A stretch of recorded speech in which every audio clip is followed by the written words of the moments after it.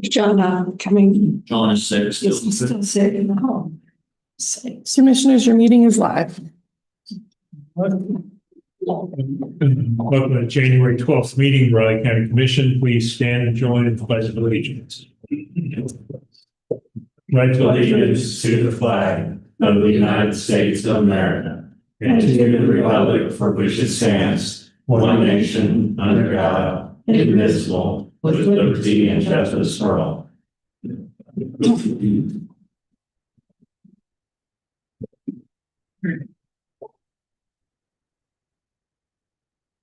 Today's close to 60 today. And one, see, let's say Antoine. My calendar it still says January. yeah, like it's not even the middle of January yet. And do we have any public comment? Not from the commissioners. Okay, yeah. Let's see, Thursday afternoon, I did have a post-op checkup appointment on my eye for the December cataract surgery and everything's going fine, so. Unlike the first one. So anyway, it looks good. On Friday, I had my computer person stop by. My home computer hasn't been talking to the printer for some reason. It just quit. So I was really going through all sorts of things to get things printed. Anyway, I got that fixed. And that afternoon, I stopped by our offices downtown. They're making a whole lot of progress, which is great to see. They told me carpeting should start at the end of this month. They're hoping to have it ready by the end of February for us, is what they said. So that sounds really good. So it's looking really good. A lot of stuff, mess, but you know. Anyway, then that afternoon, I also attended the pre-law board meeting at the RCPD. The chair, John Mattis, stepping down as chair. So I had a lengthy discussion on the process and agenda for the January 20th meeting. And that meeting will be followed at 2:00 by a disciplinary hearing by an officer. So it'll go probably most of the afternoon. Yeah, it's like a public trial kind of thing. In your day. Yeah. Yeah, I wanted to make sure you knew about that because I didn't know. It starts at 2, but we're going to have lunch in between. I said, we can't just jump in. Oh, they were gonna bring something They're in. going to bring some food in, yeah. Another thing that did come up, and I don't know if anyone's talked to anyone about it, they would like to have the law board meetings at the county. And I have mentioned, I encourage them to talk to you guys. yeah, and I said, well, and they like this space. I said, well, when we move out, you know, there's not going to be any Wi-Fi or anything. And I said, maybe we can do it in our new offices and add a couple desks, or maybe, you know, maybe the EMS conference room. I don't know. It'd be kind of nice to do it. I know they really want to. I'd like to get it. It's up to you guys. But like I say, we got not only not desks, you know, thing for 7 people, but also there's all the offices, the majors that are there, and the director and assistant directors. There's All those things, yeah. there's another 6 or 8 people that need a desk. So it might work. They said they're going to talk to David for, you know, maybe the EMS or something like that. Might be able to In do this it. space here. Yeah, the board, if they want to let them use this, Well, you know. Nobody still can have. well, you could leave it, is my, is the thing, you can. There is tables and chairs that were set up in here at the lecture room before. Hmm. As it was before. Yeah, all the equipment, laptops. Yeah, that's what I was concerned about, because they, you know, this might work. So I don't know who they're going to contact, but you know, try to better bring it up. And law board will be Tuesday. Yeah, it'll be on Tuesday, the 20th. Yeah, so,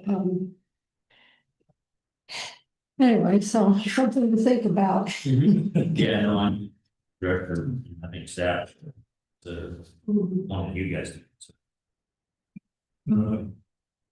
Let's see, what else? Weekend, worked around the house, did a lot of year-end paperwork, tried to straighten up a lot of papers. Then Sunday, the bell choir performed at church, and that afternoon I went over all of today's agenda documents and reviewed some RFPs for the health department and FCRC buildings. Final 3 interviews are coming up this week. So that's about all I. Well, Thursday after our meeting, I had a long meeting with Diane Creek. Had a good discussion about what's going on in the health department and some of the plans they are going forward. And after we solved all the problems in the health department, we also solved everything in the county, and we just kept on. Got everything taken care of. Good. Then I stopped by Schwab and Eaton and met with David Beach. Caught up on some of the work they're doing, not necessarily for us, just in general. Then I mentioned that 40 years ago, when we were both just getting started at Schwab and Eaton, I don't think anyone would believe we'd be the two signing contracts at this time. You know, thought about that. And had a nice weekend home, took down the Christmas decorations, and he was getting settled in the new house, getting we moved in and had Christmas. Now it's getting back down to where it needs to be. So it's been good. And there's for business. We skipped a business item, very important business item early in the agenda. The reorganization of the board. Oh, is that coming in? Oh. So we probably do that business first because you're still the chair currently. Not for long. But then you needed to be. No, I noticed all the stuff came through today has me for signatures on it. Yeah. It's University Park. So, You can sign those or. Yeah, pages. still sign. yeah, you're welcome to. Okay, so how does this work? We That just- motion, well, you guys, Have it. someone needs to say who is going to be chair and vice chair, because the motion does not, it just says move to appoint chair of the board, vice chair, and member. So designate who's going to be Okay, well, I'll make appointing those the positions. motion to appoint Catherine Folke as chair, John Ford as vice chair, and Rick McKinley as member. I would second that. Been moved and seconded to appoint Commissioner Folke as chair, Ford as the vice chair, and McKinley as member for the Raleigh County Commission. All in favor? Aye. Thank you. Now I get to show. Now I get to take over. Shoot. Okay, we're. Okay, so we'll go to the business meeting now.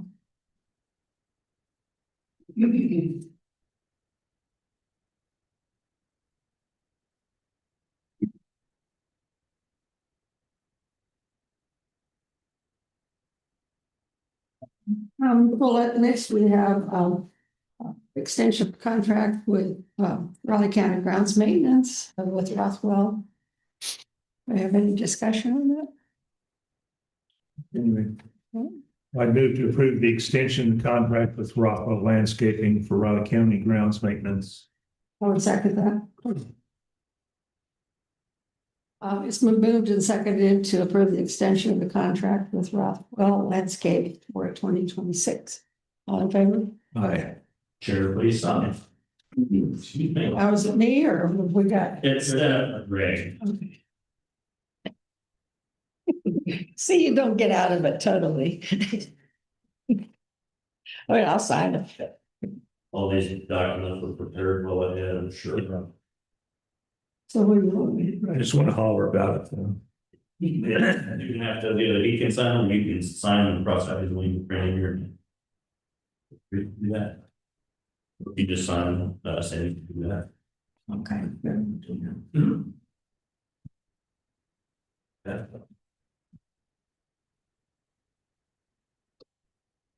Next, Commissioner, need a motion to approve quote from Person Concrete Companies for reinforced concrete box replacement project 2026 West 62nd Avenue, Stockdale Park Road, the amount of $69,329.06.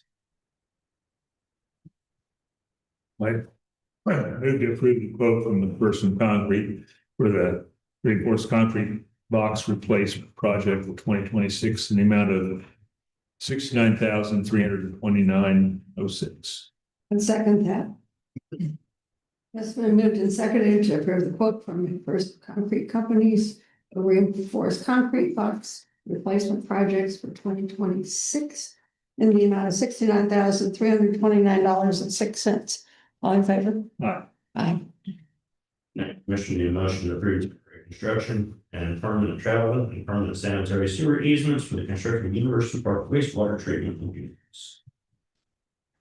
Right, is this all of them, you know? Yes, that should be all. Okay, great.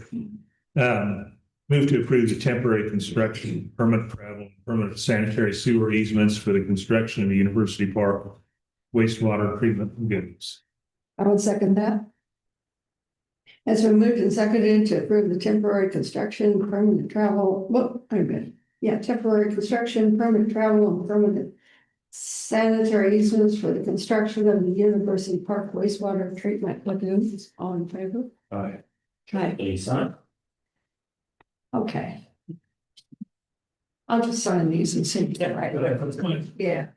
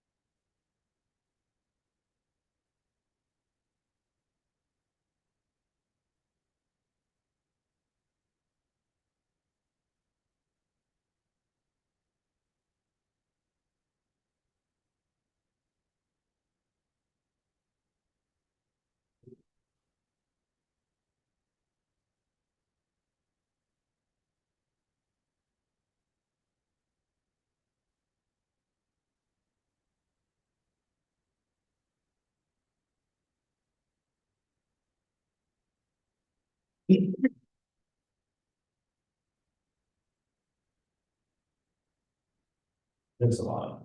Goodness.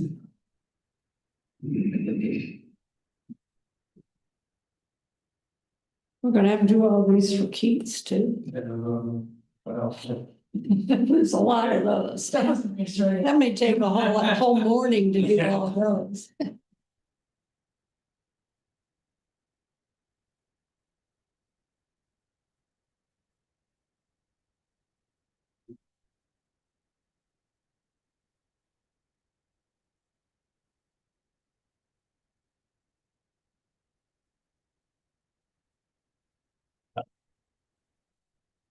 Next, commission need a motion to sign letter of approved resolution to appoint Madam and Representative Kirk Crabtree to rural economic development advisory. I move to sign the letter and approve resolution appointing Kurt Crabtree to the Rural Economic Development Advisory Board. I would second that. It's been moved and seconded to sign a letter and approve resolution number 01126, appointing Raleigh County Representative Kirk Crabtree to the Rural Economic Development Advisory Board. All in favor? Both please sign.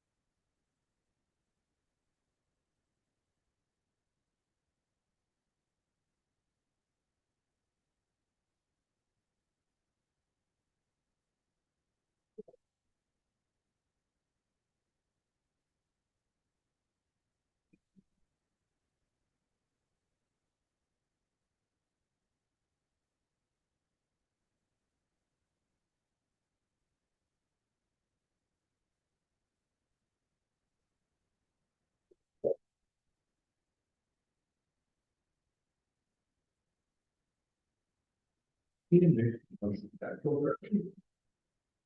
to approve the tax roll correction. I will second that.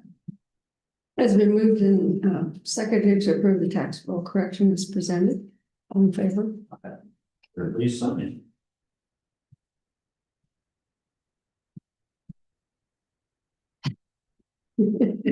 Practice up. Yeah, yeah.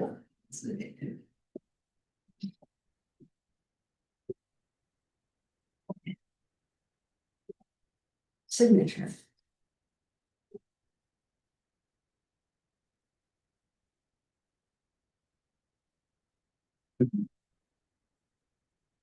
Next, Commissioner, need a motion to approve employee action form for Jane Hart Mitchell, temporary as needed human resource assistant, Clerk's Department. And Karen Grader, retirement, appraiser two, sales, certification, and quality control, appraiser department. I'd move to approve the requested employee action forms. I would second that. So moved and seconded to approve the employee action forms as presented. All in favor? Aye. Vote please sign. Is that a record? Yeah. For 2 days. Spent any time looking, I just tried to. You do, yeah, you know, sort of what happens. My, So, not when you want to look this. no,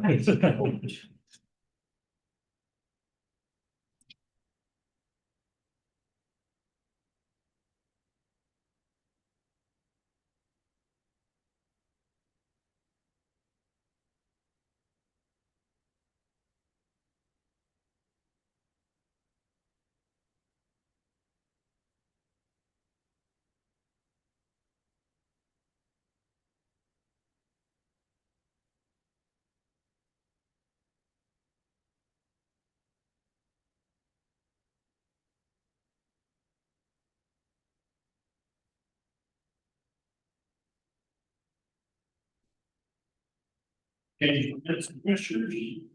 I didn't have anything. I'd move to approve the minutes of the January 8th meeting as presented. Second that. This has been. We've been seconded to approve the minutes from the January meeting of the Raleigh County Commissioners. All in favor? Aye. Aye. Attention, Genesis Commissioners. And Commissioners, Development Conference. And Commissioners, local government day is Wednesday, January 28th. If you want to register that evening,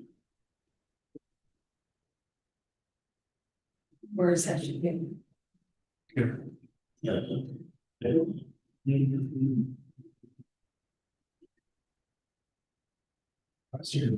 And the day, attending hearings and then gather at the KAC office for afternoon of education and dinner.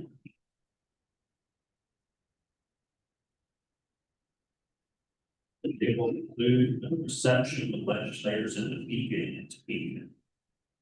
It's on Wednesday. I can't go out on Wednesday. It's a no for me.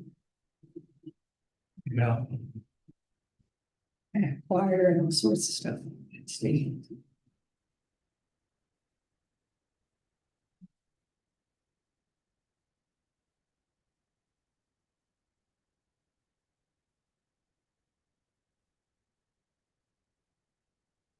Good, and I'm up at 9 o'clock, Commissioners. 6.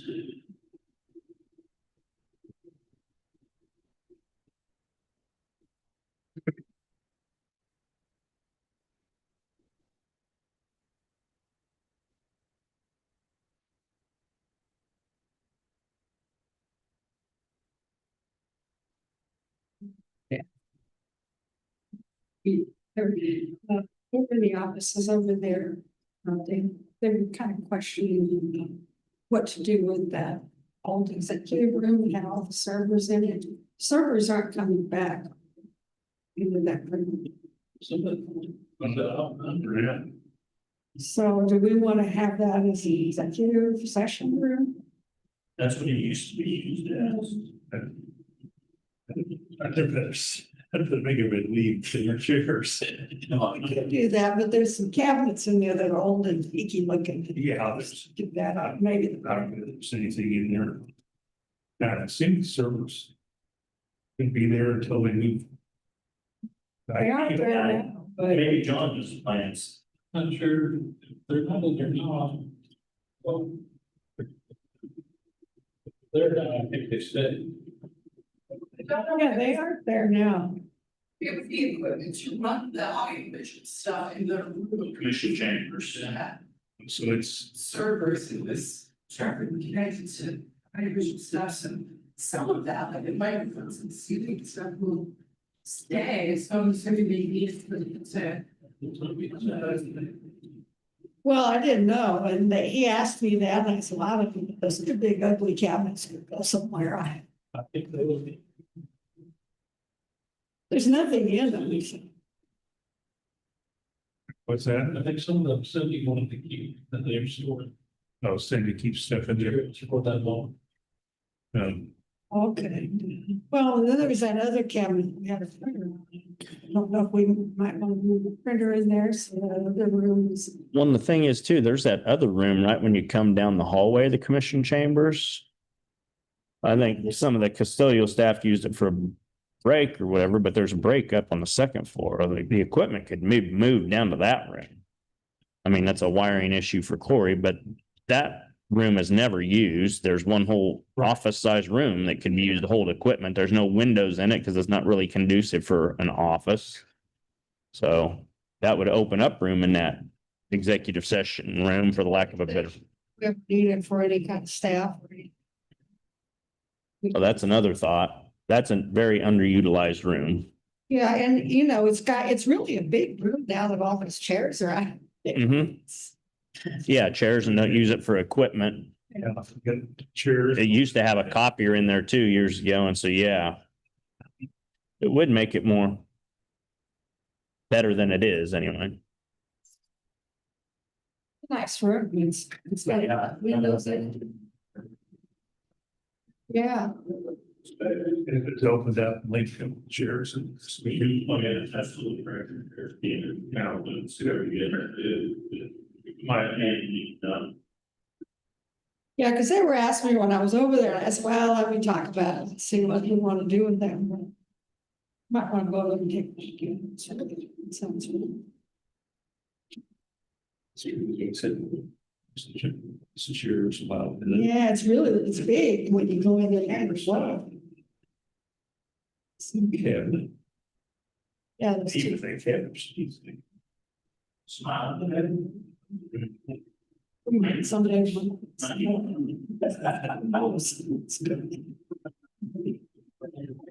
But it would be, well, if we need an executive session.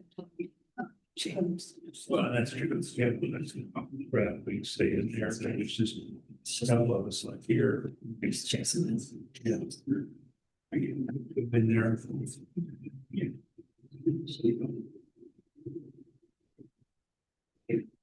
That's when people come in and talk to you in the session, it's nice to have you. That's, yeah, I should bring your.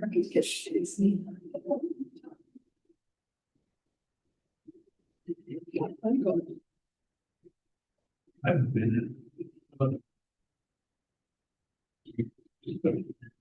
Yeah, they got the right on the car. They did the competition, that was way. Oh, yeah, that's, that was completely, they were working.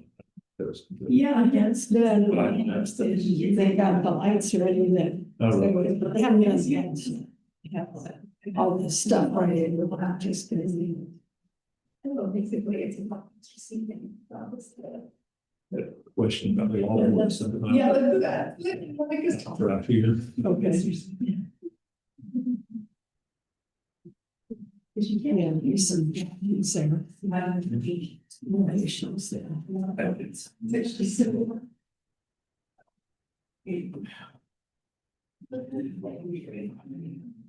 Yeah, yeah, it's like.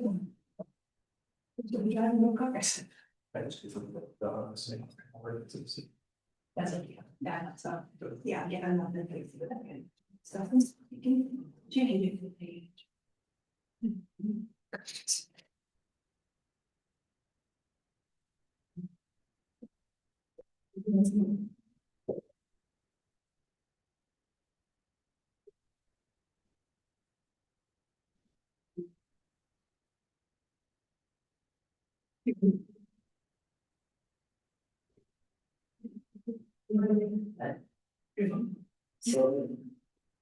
Yeah. Yeah.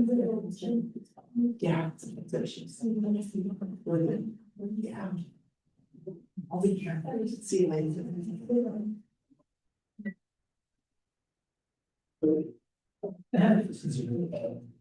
Are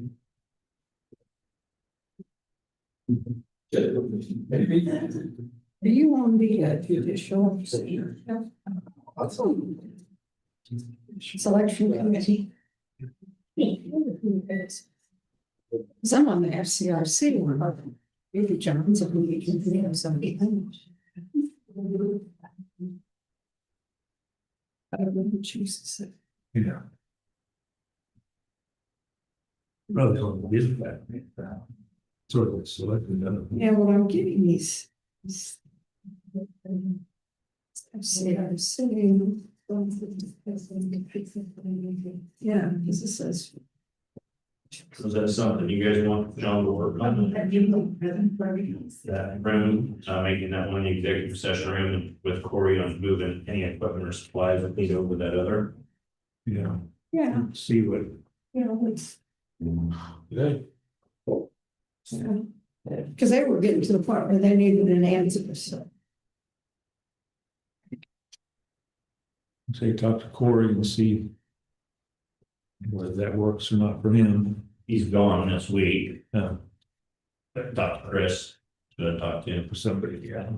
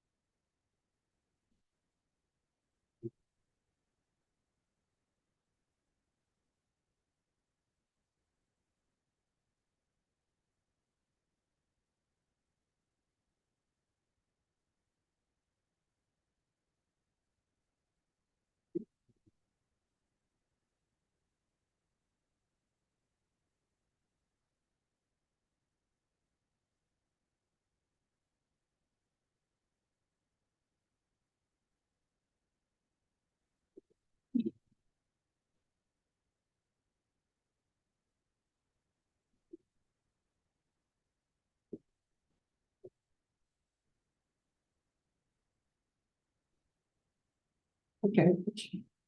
Morning, Commissioners. Rich Varga, Raleigh County Clerk. First report is the 2025 year-to-date over wages and overtime compared to budget report. You can see this is 2025. So of course, we're at 100% point in time passed in the year. That's what we use as the barometer to gauge where budgets typically should be approximately. You can see the one there, museum's a little bit over there in that area of their budget overall, and the report down below, they are not over. But of course, all of those funds in that upper section are all in county general. So an individual department going over its budget is not a statutory budget violation. It's just if the entire fund is. Elections was, I know, kind of an off year for elections, but usually that's the rest of it. It just seemed, I'm sorry, I couldn't hear you. elections, it seems pretty low. Usually, I mean, I know it's an off year, so that less, but I thought usually we adjusted the budget. Mhm. Just I'm not complaining if it's low, but I just. Yeah, Commissioner, we'll be glad to spend more money. Yeah. I just wondered if there was something. And it just shows you, you know, sometimes those anomalies happen, and I think it's a good example of county departments and budgets. If they have the money, they just don't spend it. Yeah. Just to spend it, you know, and so that's how we all manage. You know, if there's circumstances that allow us to save money or do things differently, that's what we do. And we don't spend it just because it's available to spend. I understand. I just Good thing is that unusually low this year. it is, and the good thing is that carries over into the county general carryover, you know, so it's, and that's another misperception, I think, by the public, is that when we have those leftovers monies, it rolls over to us to use as departments, and it doesn't. It rolls over in the general fund, which helps build the budget for the next year. So it's not necessarily, it isn't in any way a bad thing. No.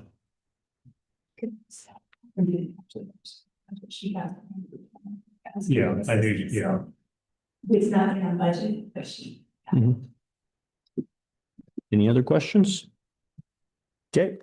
Like to always look at that center column, more close to the center, percent of overtime compared to wages. Of course, everyone looks at the 45.86 EMS ambulance, but that, of course, the overwhelming majority of that is budgeted due to the nature of their schedule.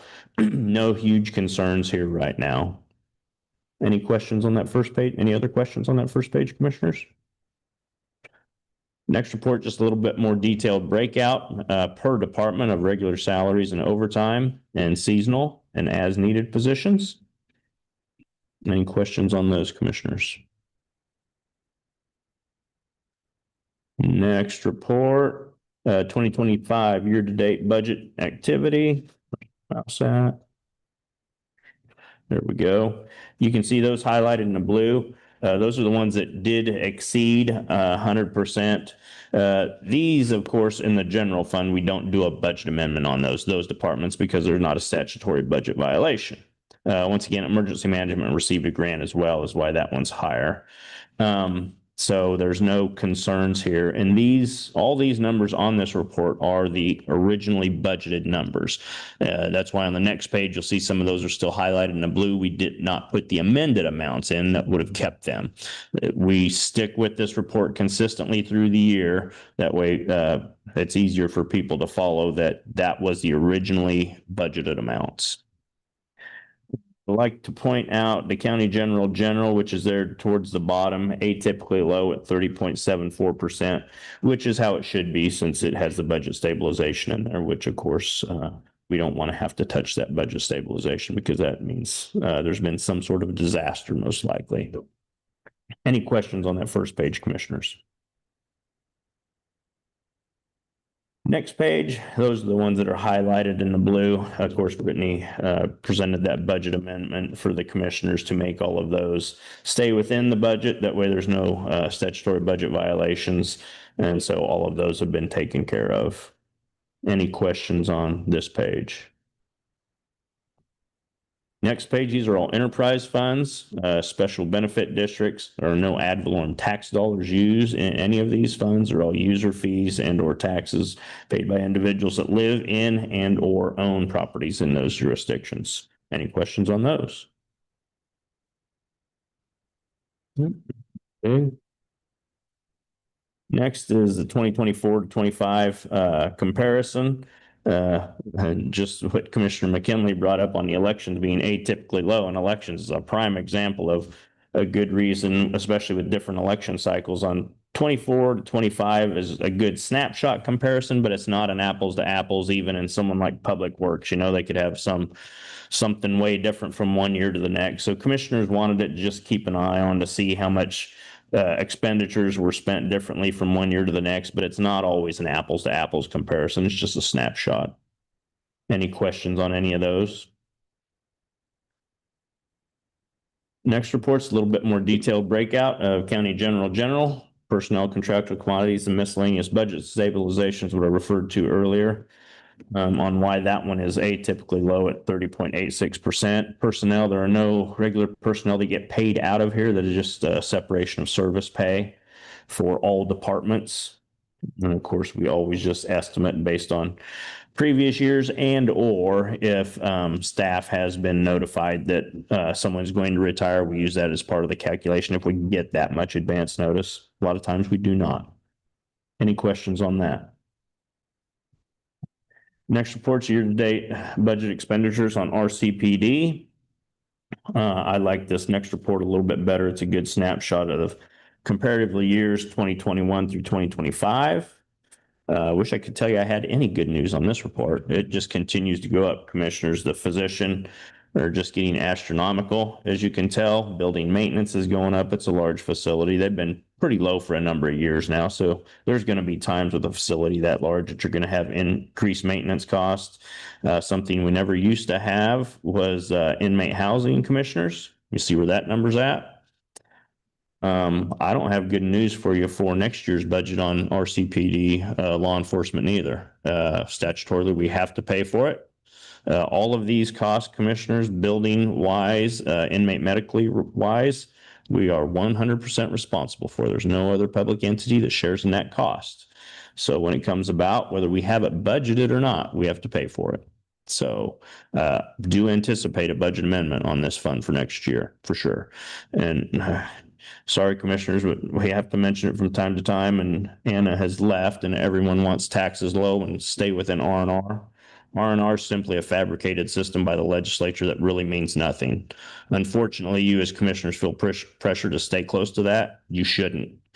Some of the reports Brittany will show you here at lunch today will show the impacts of what it's doing to us by doing that. It is it continues to penalize you year after year. R&R does not based on anything of actual expenditures to run a county. It just isn't. Any questions on these? Site inmate medical, just what we were talking about, commissioners. You can see we're on our pool balance of negative $111,000 already. So it continues to go up. You see average daily population 120.5.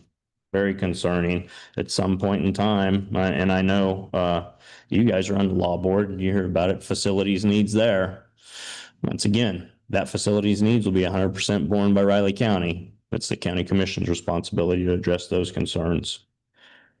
And as we know, we will be spending more in rent if we go forward with the substation in Aggieville as well. More cost increases. Any questions on those? Okay, next you have Catherine Hensler. If you guys look through the reports in more detail, have more questions, let us know. We'll be glad to get you the information. Thank you.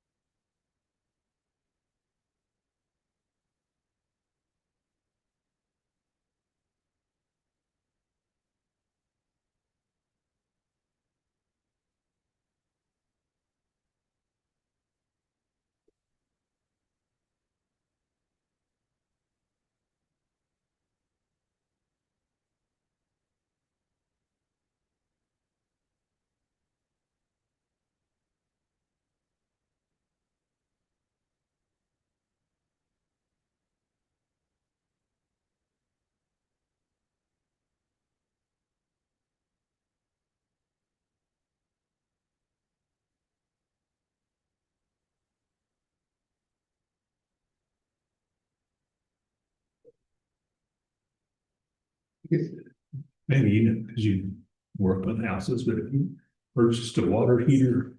Those things get expensive several years back. Oh my God, it used to be like, okay, water heater, no big deal, right? It's kind of like fire nowadays too. It's like, What are they now? That's almost $2,000. like you say, getting down to 2,000. Is that even stuff? Yeah. My goodness. Is it a smart water heater?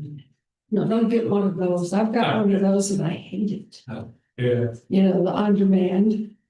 The Yeah. tankless one. Tankless one. We had, Awesome. I know they got some more, we had. I loved it. Yeah, we have ours, we love ours. But when we built our house, you know, we had all of our kids then, so family of six. Well, that's great. So I knew if I had a tank water heater, I knew who was getting the cold shower. Yes. And so I put one of those on when in, love it. That's Well, what what, bothers me is it wastes so much water before it can get, yeah, you, you know, it's. When you're wasting water, you're wasting energy. Yeah, what is, Time. yeah, so. no, I had bought water heater one time. Yeah. Oh, my Right, and I knew, goodness. it was a surprise, I knew, I kind of figured it wouldn't figure that much, when we looked at the house, I could see the water heat. So just make And they're saying it was probably the original. Built in '96. When you're buying now, the last. No. No appliances like, No, they're saying 5 years for appliances. That's what a lot of it, they use UTV, went side by side agricultural purposes out there, and it's 2015. And battery went out just a month or so ago, replaced it, the original battery on that thing, in 2015, I'm guaranteed when I replaced it with, it's gonna last about 3 years. Oh, goodness. yeah, when we first, like I said, knew it needed. I said we came to do it was. You can tell, yeah. It kind of made it, you know, UT was old, had the overflow too. Mhm. You could see it was spitting out a little bit, but it was. And I kind of budgeted for that, Not I bad. don't like that. but surely wouldn't count. Take back some of James' Christmas. Just a couple. No, our Christmas presents this year were a house. And now hot water heater. Yeah, that was. Goodness. Called the first person in the process. And he said, you know, basically this didn't say, sit down, this. How long's been that you bought a water heater in? Well, here you go. Yeah, I'm saying it gotten expensive, but I mean, what business and. My wife went down to, local establishments, been in. Down in Aggieville forever. Just for lunch the other day. Bill, and we just. It was not, we didn't get anything fancy, but we get an order, or neither one of us got a drink, this is bush of water. I was like, oh, I know, it's just like, you know, for one person, yeah. I'm going into my truth. Eli's gonna meet you later. I was like, you know, it's different. I was at the buffet and, you know, I don't know, I went to celebrate. I got a little buffet, it was like, goodness. Oh, you know, a buffet. And that was just, thanks, I said, nah, we're not doing this. I didn't know he was doing it. It's really hard. There's a lot of arts. Yeah, it's really. Also, Dr. Good, one of us was getting, it's not ready, but it's getting. Like, you're gonna have to replace the furnace. Well, eventually in a few years, but he Sort said, of save your money. well, because he said, I think, 2030 or 31, new regulations are, they can't sell an 80%, they all have to be high efficiency. And in line, you can't put a high, because there isn't any way, you know, they have to be that good. And there isn't any way to do it. It has, when it goes out, it has to be so many feet above, so far from the window. And there's no place to do it. So he suggested buying one that last year. Well, that's last year before they changed the regulations. Oh, goodness. Why don't buy a new house, but. Yeah. Good morning, Commissioners. Catherine Hensler, Director of the Historical Museum. So I have this month's staff report in front of you. And also, I just handed you a little packet with an annual report from the museum. Just noting some of the highlights and what was newsletter. So just jumping into visitation and tours, looking at December of 2025, our numbers were higher than our average December. So we're very happy about that. One of the great reasons for that higher attendance number is we had a candlelight tour at the Goodnow House, and that was the first time we've done that. We had about 93 people show up, so we were happy with those numbers. That's a good number for us, especially on the first year. So it went well. We will probably do something like that in the future, but we're happy to report that we're very pleased with that event. As far as volunteer hours, a little lower than what we've had the last couple months, but still quite pleased with those numbers of almost, well, just a little over 175 volunteer hours. Excuse me, with education and outreach, I won't go through all of the different events and programs we offered. They're listed there. We didn't do quite as much in December as we do normally, and that's mainly because of the holidays. But we had some pretty successful events. I did want to note the playtest party. That is that new board game that we created in the fall of 2025 and launched it to the public on December 13th. We had 32 people come out. And the purpose of that was really, yes, we wanted to have some fun and check out this board game, but we wanted to get feedback from our community as well to see what they thought of that game and if we should promote it and work it into our programming. When dealing with collections, you remember from last month, I said we had a leak in our storage area at the museum. We thought we had it solved. That very day I got back to the museum and there was another leak occurring, same place, same issue. So we worked with Thermal Comfort Air in our maintenance department, and it appears that that leak is now completely resolved. The good thing is we had already moved the majority of the collections items out of that space because of the previous leak. So this leak really didn't damage much. It did affect a couple objects, and those were objects that were actually sitting away from that area. The water had fallen on the ground and then kind of spread to another area. So at this moment, things are good, things are secure, and they have been fixed, but we do continue to monitor it. At this point, we're monitoring it daily just to make sure there's no changes in that space. I also wanted to note that the Historical Society Board of Directors approved the position for the contract registrar that we've been talking about. And so that's a contract position for 2026. They've allotted $30,000. It is a part-time position. Like I mentioned, it is contract. It is also not a county position. So this is through the Historical Society. There's no additional expense to the county. And the purpose for this, you are very much aware of our storage backlog and the 40 years of stuff we have sitting around that we need to get through. This position is going to be solely dedicated to cleaning up that space and supporting our curative collections in that task. And we're hoping we'll, within year one, we'll be able to make a great impact on that space. But also the board is open to continuing this contract if the individual who is hired produces what we're hoping for and we see a positive impact. So that contract's set up to be reviewed at the end of each year. And then the board of directors and the curator and I will make that decision whether or not we proceed. And also great news, you've been hearing about it for months, almost all of 2025. I've been mentioning that we've been cleaning out the library. And at this point, I'm happy to say that we have, along with our collections committee, reviewed and evaluated a little, just under 5,000 books. And those have been evaluated. We've decided, are they ones that need to stay in the collection? Are they ones that do not need to stay in the collection? And within the next month or so, I do believe you'll be getting some statistics on how many objects we're keeping and how many objects are going to be deaccessioned. So that's an exciting day for us. It's cleared up a lot of space in the library, and it really helps us become more efficient with our finding aids and storage and all those kinds of things.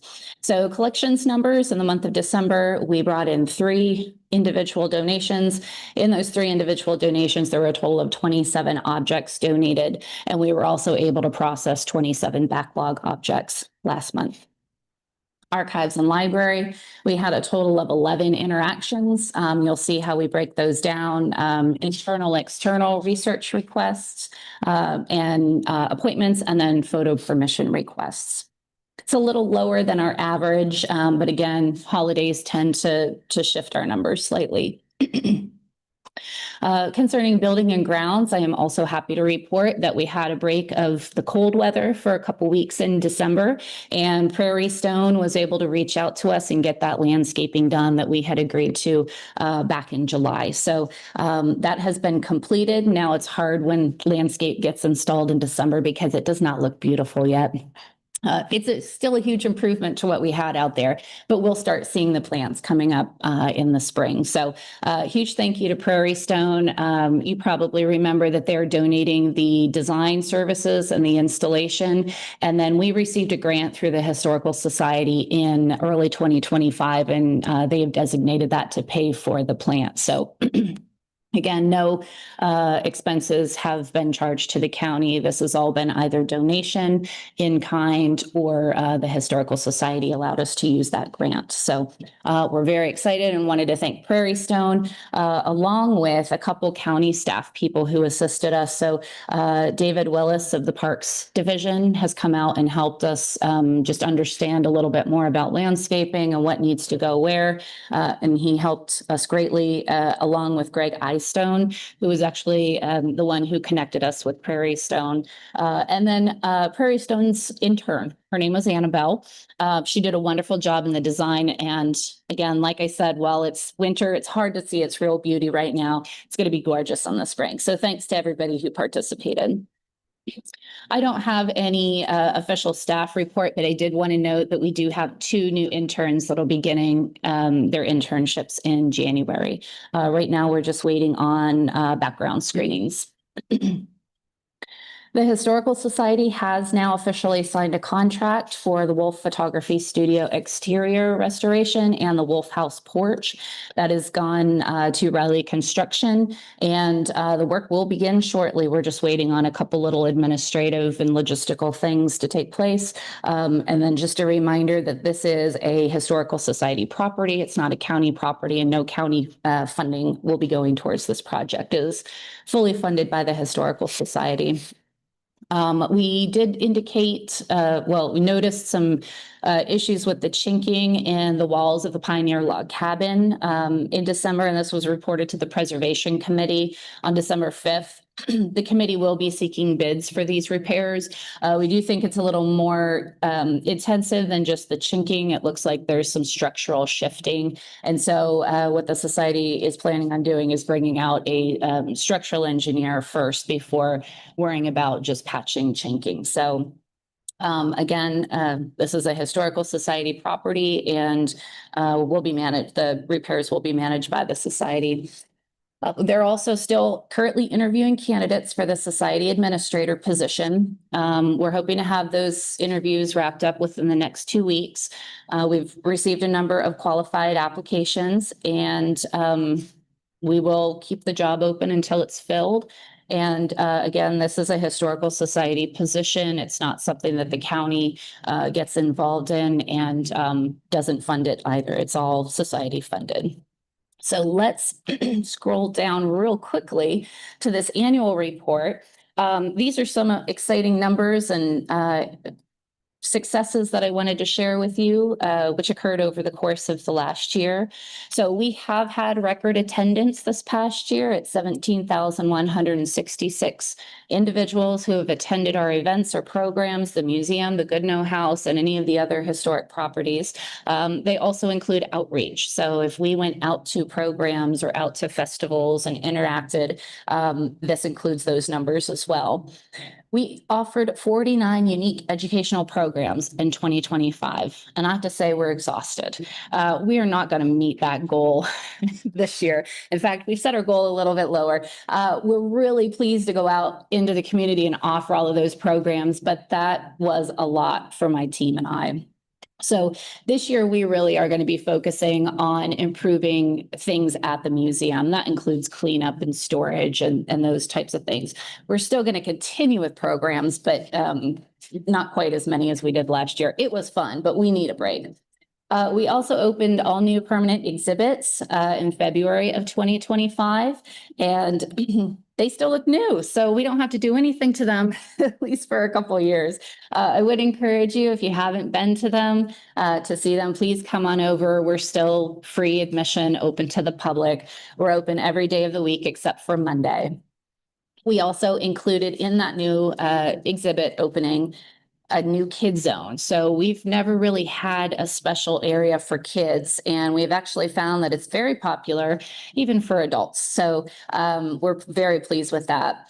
With our fourth grade field trips, we had 681 students and teachers come out to experience Riley County history through field trips this year. That also was a record number.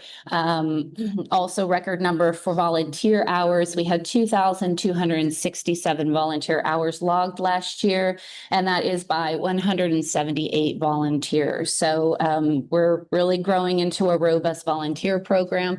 I will mention one of the challenges we have is that many volunteers and those many volunteer hours require a certain level of supervision to where we are receiving volunteer applications and people willing to help. We don't necessarily have the time right now to be taking on and training new volunteers. So something that we are looking for is a volunteer coordinator. We're hoping that could also be a volunteer role, but we are also working with the Historical Society. Hopefully their administrative position will be able to lend us a little bit of support there as well.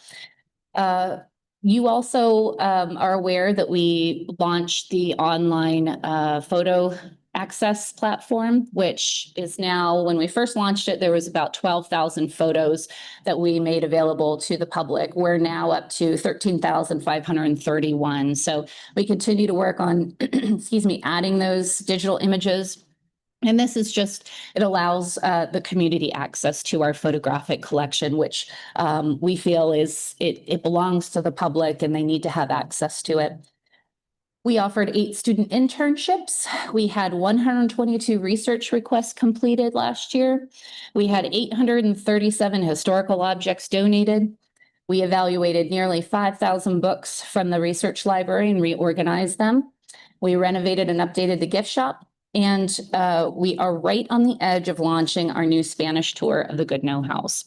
So I would say it was a very successful and busy year for the organization. We had a great time, and also want to thank the commission for supporting us in these endeavors. We appreciate your attendance at events when we have them, and helping us promote some of these fun things in our community. So just bounce right back up to upcoming events. We do have some closures for the federal holidays, but I do want to note that January 24th, our Historical Society is going to be launching, well, I should say hosting a special event honoring Kansas Day called Celebrate Kansas. It's going to be at the Wolf House Museum from 2:30 to 4:30 on the 24th. It is free and open to the public. And if you are an active Riley County Historical Society member, they will have a special gift for you. There will also be snacks. January 29th is officially the 165th Kansas Day. We do offer programs to classrooms, schools, students, homeschoolers, etc. We are getting close to our deadline for signing up for those programs, but if there is anybody who is interested, please give us a call or send us an email. We'd be happy to come out to your school and provide those programs. Other than that, that concludes my report. Do you have any questions?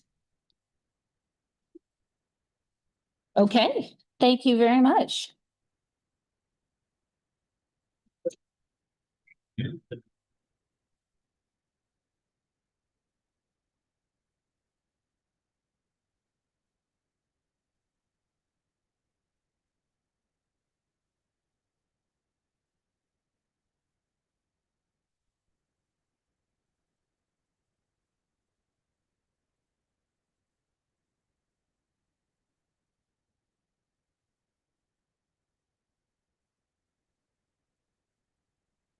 That's making it collection. Yeah, there's been, people have been adding and talking to it. That's great. Yeah.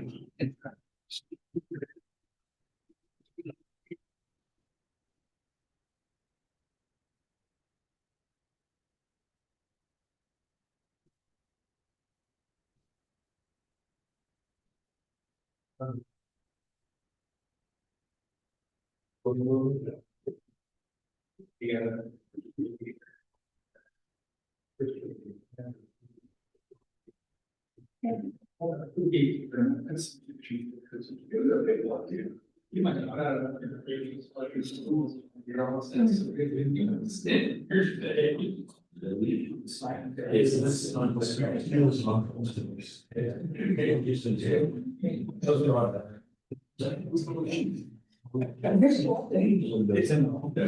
he's sure. Right. I don't know. They've been there for a while. He says that has the three. Sure. Really, I love that. Yes, that'd be my guess, would be sure. I'm sorry. It's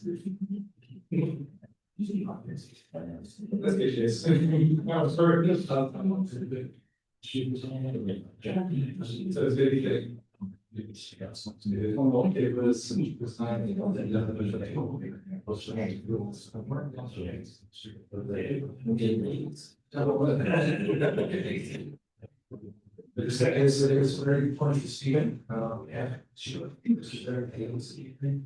Yeah.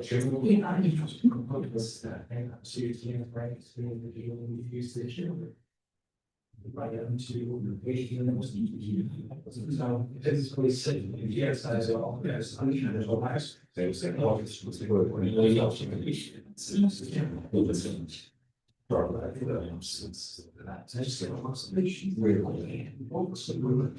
I'll just say 15 for all this budget. So. Some things we can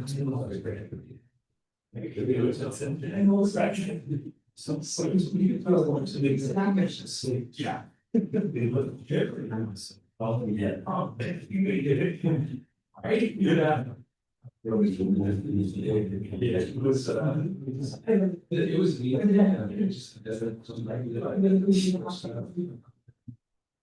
it's a sort of few, but it's all that.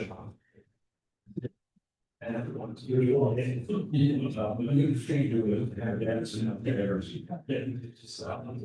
Say that.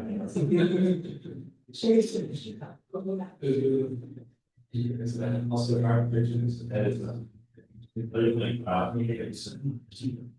although we avoid letting the world choose this what's the star. So you see, so the alliance is created and move the happens with should last down to you. Starting with you don't think we start with that, sure, absolutely. It's sort of, it has, yeah, and it's something. Or you hire your agent, but it needs here. And then you know. I would advise, yeah. You try to tell me just a point. You know, it only takes an occasional weakness. Oh, not, but you can't get it off and it's a better route to put it for the. It's a thousand, it's well. Yeah, and I probably, yeah, it's just. I'm not the perfect good use. No, okay, definitely something. I'm sure that. See, most people, so I could check my. Yeah, it is. Thanks for having the label of that. That's all we. And it was so. So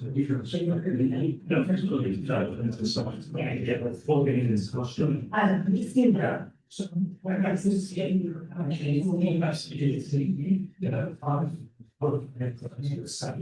they all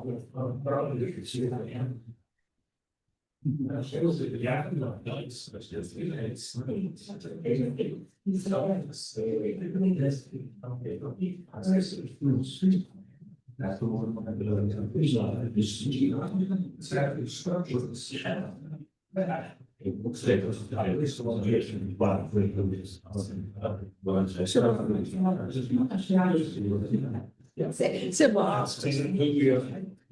We have David.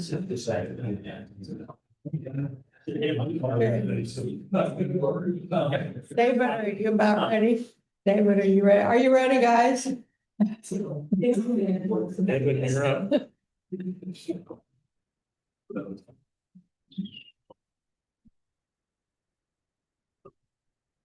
Having too much fun back there. Having too much fun. John's making it work. Oh, I guess it's- I'm sorry. Ready? Hi, good morning, Commission. Evan McMillan, Public Works. Today I have some out-of-state travel requests for myself, Alvin, and Matt Krubel to go to this year's National Association of County Engineers Conference, which is NACE. The conference offers good classes, updates on new innovations, current and future issues other counties are having throughout the nation and public works departments. Then also provides PDHs for our continuing education requirements for licensure. So these requests you might have seen all include travel expenses of $700, which includes taking our personal vehicle if our spouse was to go. I don't plan on doing that, and I'm not sure what the other guys' plans are, but if we do not, we'll find cheaper options for travel. And then it's worth noting, one of these registrations will be covered through sponsorship with 1,500 through KCHA. This year's conference is in Arlington, Texas.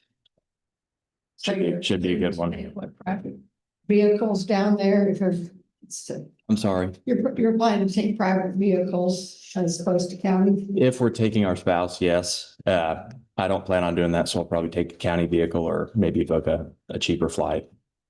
Okay. Depending on which is the best option.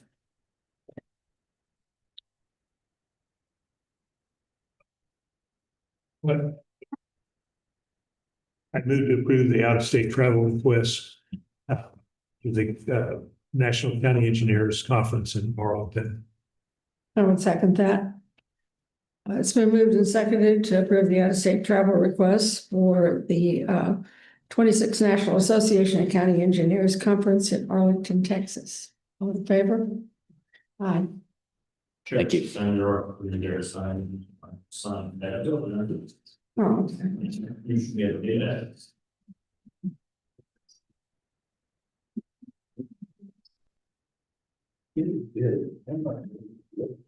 That is his. I would have.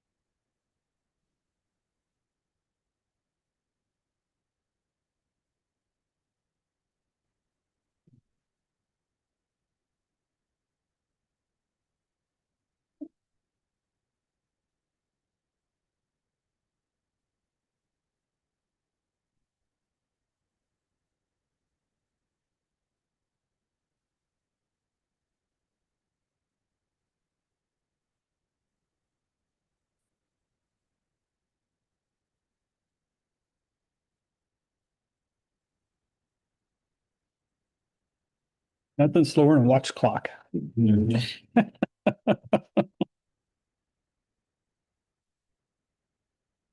Last minute's always longer than It is.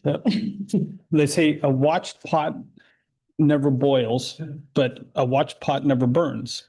Well, So, there's that. okay, just switch. Go ahead. Good morning, Commissioners. David Adams, CMS ambulance director. And I have this is a request to open a full-time paramedic position, but I'd also like to parlay that to also opening up a PRN position for our department. we've had two employees, the full-time has relocated due to spouse's employment. And then our PRN relocated because she graduated college. So, but what is in front of you is a request to fill an open full-time paramedic position. It's budgeted full-time position which was just recently vacated. They provide direct patient care and is assigned to an ambulance and also responsible for working event standbys. That's budgeted. There's no adverse effects to our budget, and failure to fill this generally is going to require unexpected, unplanned overtime to make sure that we have that ambulance up and running. The PRN position, as I said, is they're as needed up to 999 hours a year to supplement our staffing to do event standbys and things like that. We have 10 PRN employees. This one, like I said, been a great employee. We loved having her, but she graduated and has moved back to the Kansas City area. So I'm asking to go ahead and just for that paramedic position, as we always do, we'll open it up to EMTs, advanced EMTs, or paramedics. Hopefully, we get a paramedic as we're replacing one, but if not, we do have some in paramedic school down the road. So we'd like to open it up to EMT, advanced EMT, or paramedic, and find the best fit for our department.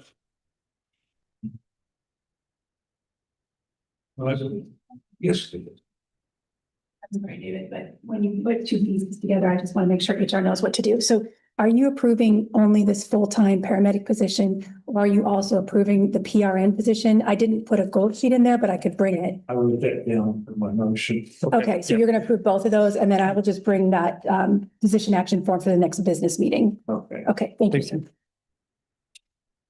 Yeah. I'd move to, move to approve the request to fill the paramedic position and the PRN in the EMS. Okay, I would second that. Been moved and seconded to the request to fill to fill an open position for the PRN and the paramedic in the emergency services. Okay. All right. Aye. Thank you, commissioners.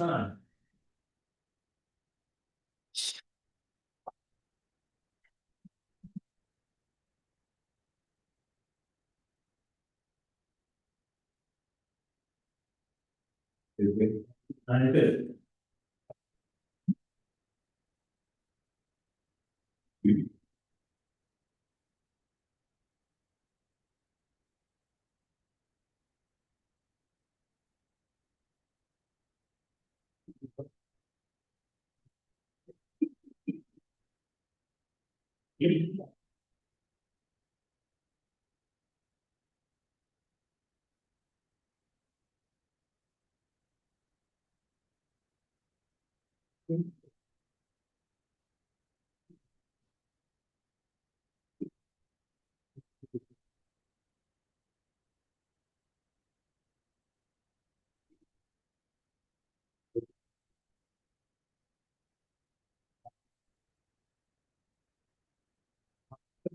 Bad average. Keep you busy. Keep working back.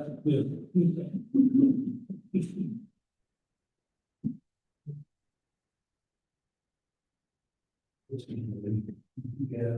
Better not be much issue. Oh, perfect. Hold on.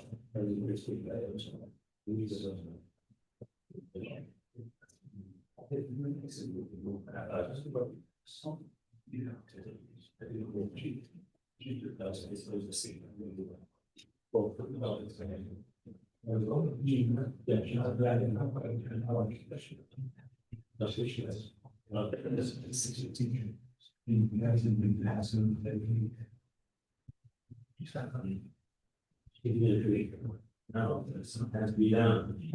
You know.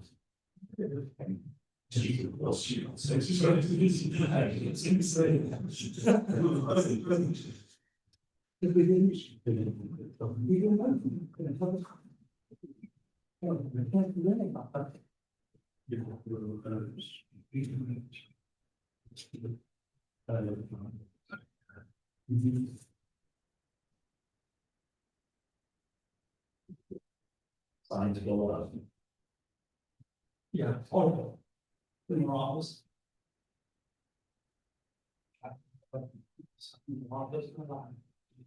You know, there's a situation.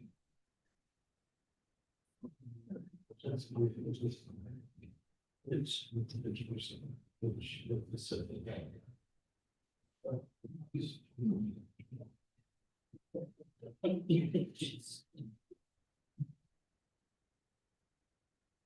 She's not home. She's not at all. It's not right, that's for sure. And for these. But, Yeah. that's So January. said he was gonna be so disciplinary hearings is contesting those guys. Kind of like what we have here. When somebody speaks things, that's what we get to hear is, so that 2 months in a row, don't be done Monday. Yeah,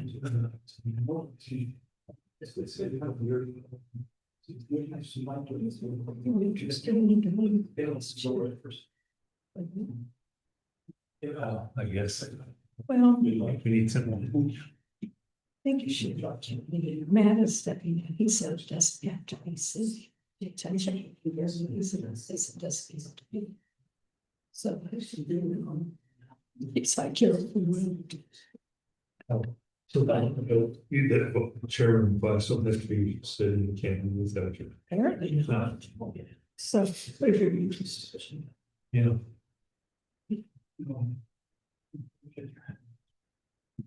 There's some stuff. Questions on something. I'm worried about it. That's so sure. Oh, sure. Don't make what you do. I don't think I was. I'm sure you will. It's like it's mistake. But you know, it's also, it's like I think from the executive session, put up some stuff. Time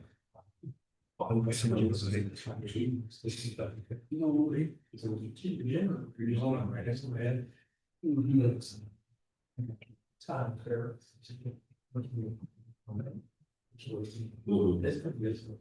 What time was I? 7. You just start to make Well, the health was pretty. But the chair, this chair, two. So that's like 2 weeks. I don't run it out. It's just appreciated. So then that's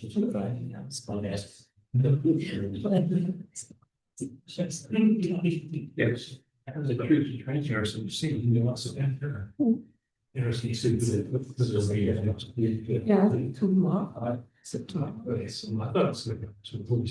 Well, that makes sense because it's before. Before the meeting. Yes, what was in that name? He's interested. Susan. Say really. There was looking more so this. So. Way back. Remember. Yeah. Good luck. Yes. And you used to know when I was married to. But I haven't seen you in years. And then that's it's 70s. He's a woman. Okay. Oh. That's, I don't, but that's what.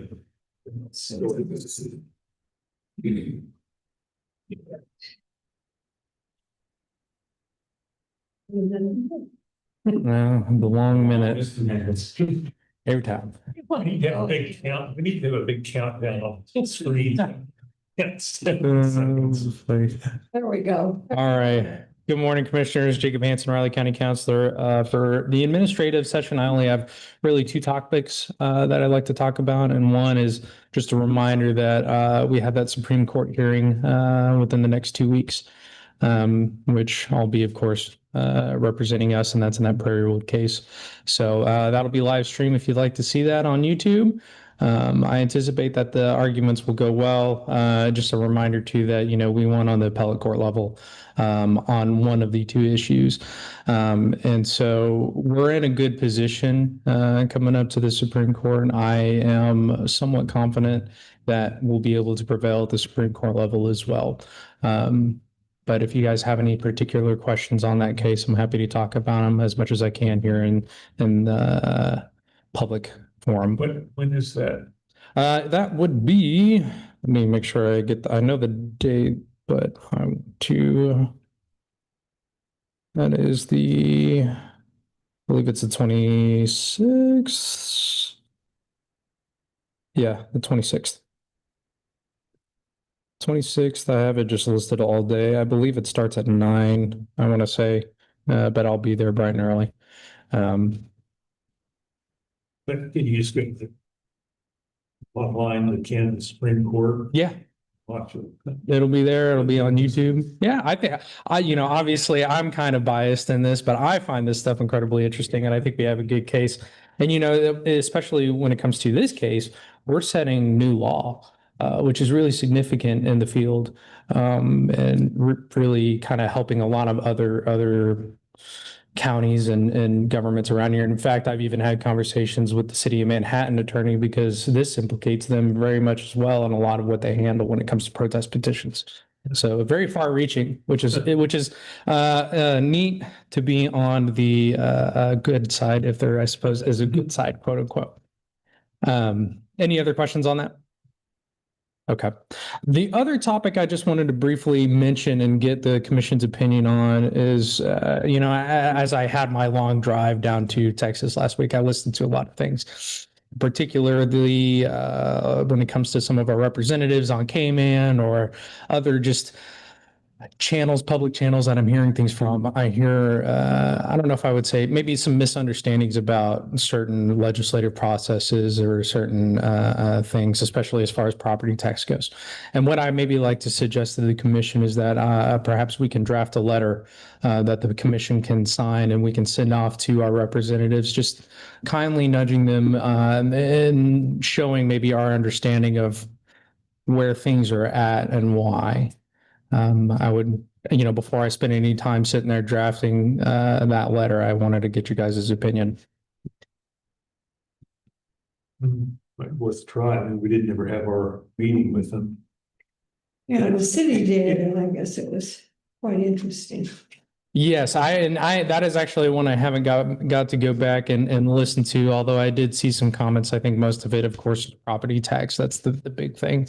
And some just misunderstanding exactly on how that whole process works and the implications of it. How many pages did it take to explain property tax? Let me tell you, I pride myself in being able to write very briefly and frankly. So I bet I can get it pretty quick. Complicated. Yeah. They're trying to make it easy, just, it's up or down. It's not. There's so much involved that they don't seem to recognize. Very much so. I mean, well, you get a constituent base that, all they want to hear is no taxes. And as long as you say that, you're good to go. But the reality of whether or not you can implement that is a much different thing. It's much easier to say on a campaign trail before you're actually in the public seat. And perhaps that's something everybody will understand when they get there. But it's more or less the city that I'm worried about, more, on the state level where we're hearing a lot of this push about property tax. And while there probably could be things done, I think having a full understanding of the implications of that would be smart. But again, if you guys think that might be a futile process, which it very might well be, that's why I wanted to bring this to your attention. If you guys want me to spend the time, I'm happy to do it. Otherwise, we can focus on bigger fish. Go ahead. Go ahead. Well, Anna kind of spoke about this regarding hers, and so I think like you're thinking on a broader scope of, where things are at, it's too much, too long, but it would be a good educational opportunity. You could work with Anna on why the main proposal on board and long-term impacts, how disaster it is. So at least you could educate them on that one thing and still kind of accomplish both rather than the overall picture, which I agree it would be too lengthy in detail, but just thinking about at least you could address Anna's concerns, which she's going to talk to us about at lunch. That cap. Yeah, I imagine a significant amount of ink will probably be devoted to that particular, issue. There's a couple others, of course, that we set in our legislative agenda, but that one certainly. Oh, yeah. Yeah, and considering that maybe we can revise instead of having other topics, we could really just narrow it just to that one. Considering, the legislative, clearly their goal is going to be doing something with property tax. So we can even just make it very specific to that and just leave it. But the thing is, the state is set up for cities and for the county, that's our funding is through property taxes. If they don't want any of our services, then we won't charge taxes. Yeah. That's, if they're saying we can't collect property taxes, then what else do they want to do? We want to raise sales tax to 20% or. Right, in order to. County income tax, Yeah. It's got to be paid someplace. Right, and a lot of the obligations are mandated by the state.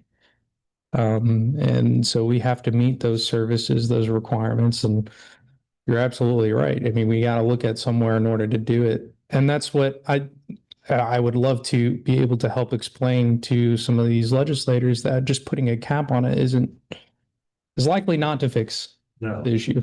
it's going to make it worse. So Those things saying that cap that just makes it unequal, So again, I can spend some time on that, or if you guys think that maybe not be worth the time, which I can understand that as well. I'm happy to do either, or just thought I'd make the suggestion. Like I said, maybe it's a couple of specific ones, what problems they're going to cause. Some of the proposals they seem to be looking at, but they don't understand the disaster it causes. Sounds good. I can definitely. So I will plan on putting that together, and I'll work in conjunction with our department heads to make sure we're all on the same page. I'll bring it back to you guys to make sure that it's stating what you want it to say. And then we can revise it and go from there. Does that sound good? Very good. Okay, and on that point, It's like, do you have another comment? On that issue before you go on, and if you could, because this year it's happening where the personal property collection is going down on heavy equipment and trailers. It'd be a good time, since that's going to impact, is when you do that, here's the only place counties can go to make up that revenue. The expenditures don't go away. That's the bigger letter that he was talking about originally. How have we gotten here? What's created that and many other things, but that one's being implemented this year. So where do you expect counties to make up that revenue? There's one place to do it, and that's adding more taxes. Sorry, I just thought it was time we maybe mention that. certainly. Watercraft too. Is it all a watercraft and All of that. all of those recreational vehicles. One interesting point, I forgot to mention that I'm not sure if you folks are tracking, is that there is a local government caucus committee that is been created by the state legislator. And it's basically legislators who all have a significant amount of local government experience to help try to educate the legislators on some of these ramifications, which I think obviously that sounds like a fantastic idea. Just wanted to bring that out there so you guys knew that was happening. I believe I couldn't tell you all the representatives. I know there's one out of Leavenworth. I don't remember if it's county, city, or what experience they had. But I remember it was one out of Leavenworth, and I think it's about 5 or 6 probably people on that local government caucus. Yeah, I just wonder how many are there? Yeah, only a few, and they make it very clear that they're not a lobbyist group or anything of that nature. They're simply there to try to educate, which I don't know exactly how effective then they're going to be, but they're there. So, any other questions or thoughts on legislative issues? Okay, with that, I'm going to hand it off to Michael Hawthorne to talk about our tax foreclosure sale. Morning, Commissioners. Michael Hawthorne, Assistant County Counselor. As Mr. Hanson just stated, to move on from potential property tax reform to a much cheerier topic, I'm here to ask the board to authorize us to file the annual tax foreclosure sale case. And it's about that time of the year. Jana and I are looking at filing that, I believe, next week.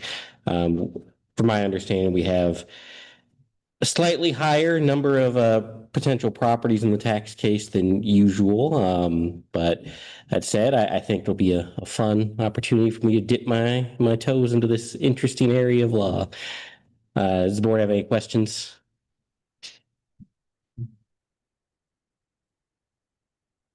So is therefore wording of it is so weird. It doesn't make sense that that's what we're doing. I understand what the goal is, but the wording of it is odd.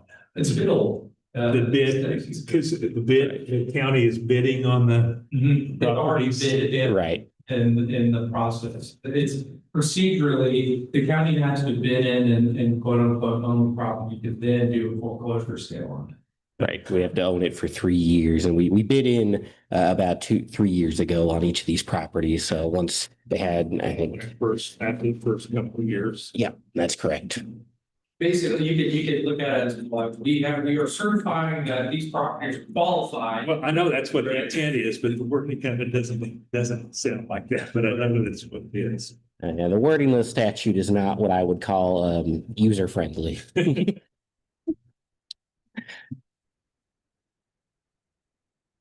There are about 63 tracks, so. That is correct. And well, I can't give any other questions. No, I don't have any questions. I'd move to approve the resolution authorizing real estate tax foreclosure sale. I would second that. It's been moved and seconded to approve the resolution authorizing real estate tax foreclosure sale. All in favor? Aye. Aye. Thank you, Commissioners. Thanks, Michael. Regarding the comments that Jacob was making, I'm listening to the radio on what legislators, and I heard same thing coming in this weekend, I think it was, but a legislator they were talking, he's running for governor. Some young guy running for governor in the state of Kansas. And he's saying, yeah, people pay off their houses and they still have all of these taxes to pay, implying that once your house is paid off, there needs to be a way for those people to not pay their taxes. So there are worse solutions out there. That's just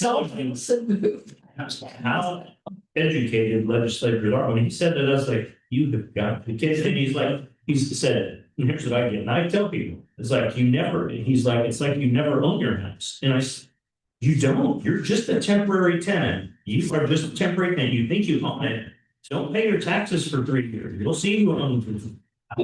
Well, the government owns everything. But the property taxes pays for the road coming up to your house, and the But the thing is, the bottom line is none of us own our houses at any point in time. Don't pay your taxes for 3 years and test that there. I mean, it's the price that people pay in order to live in great society that this is. Well, we want roads, Nothing's free. services, and we want things to happen. I mean, who pays for that? I mean, it has to come somewhere. You pay for it. The other guy needs to pay for it. That's what I learned to know. I used to say, any fair tax on someone else doesn't pay. Yeah. Who is that? Someone else. Good question. I'd like to find that person. No one's up 10, commissioners. I thought you would volunteer me to be that person. I mean, yeah. We want to move John up since he's here. Why don't we go ahead and move you up, John?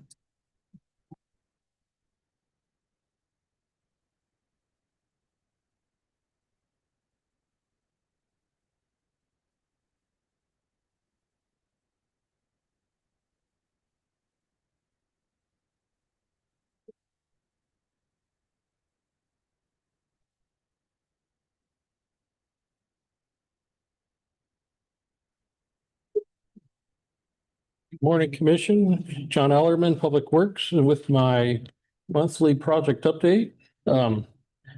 Few of these here haven't had much movement on, so I did get drawings and talked to the designer from Benish on the Marlat Road improvement.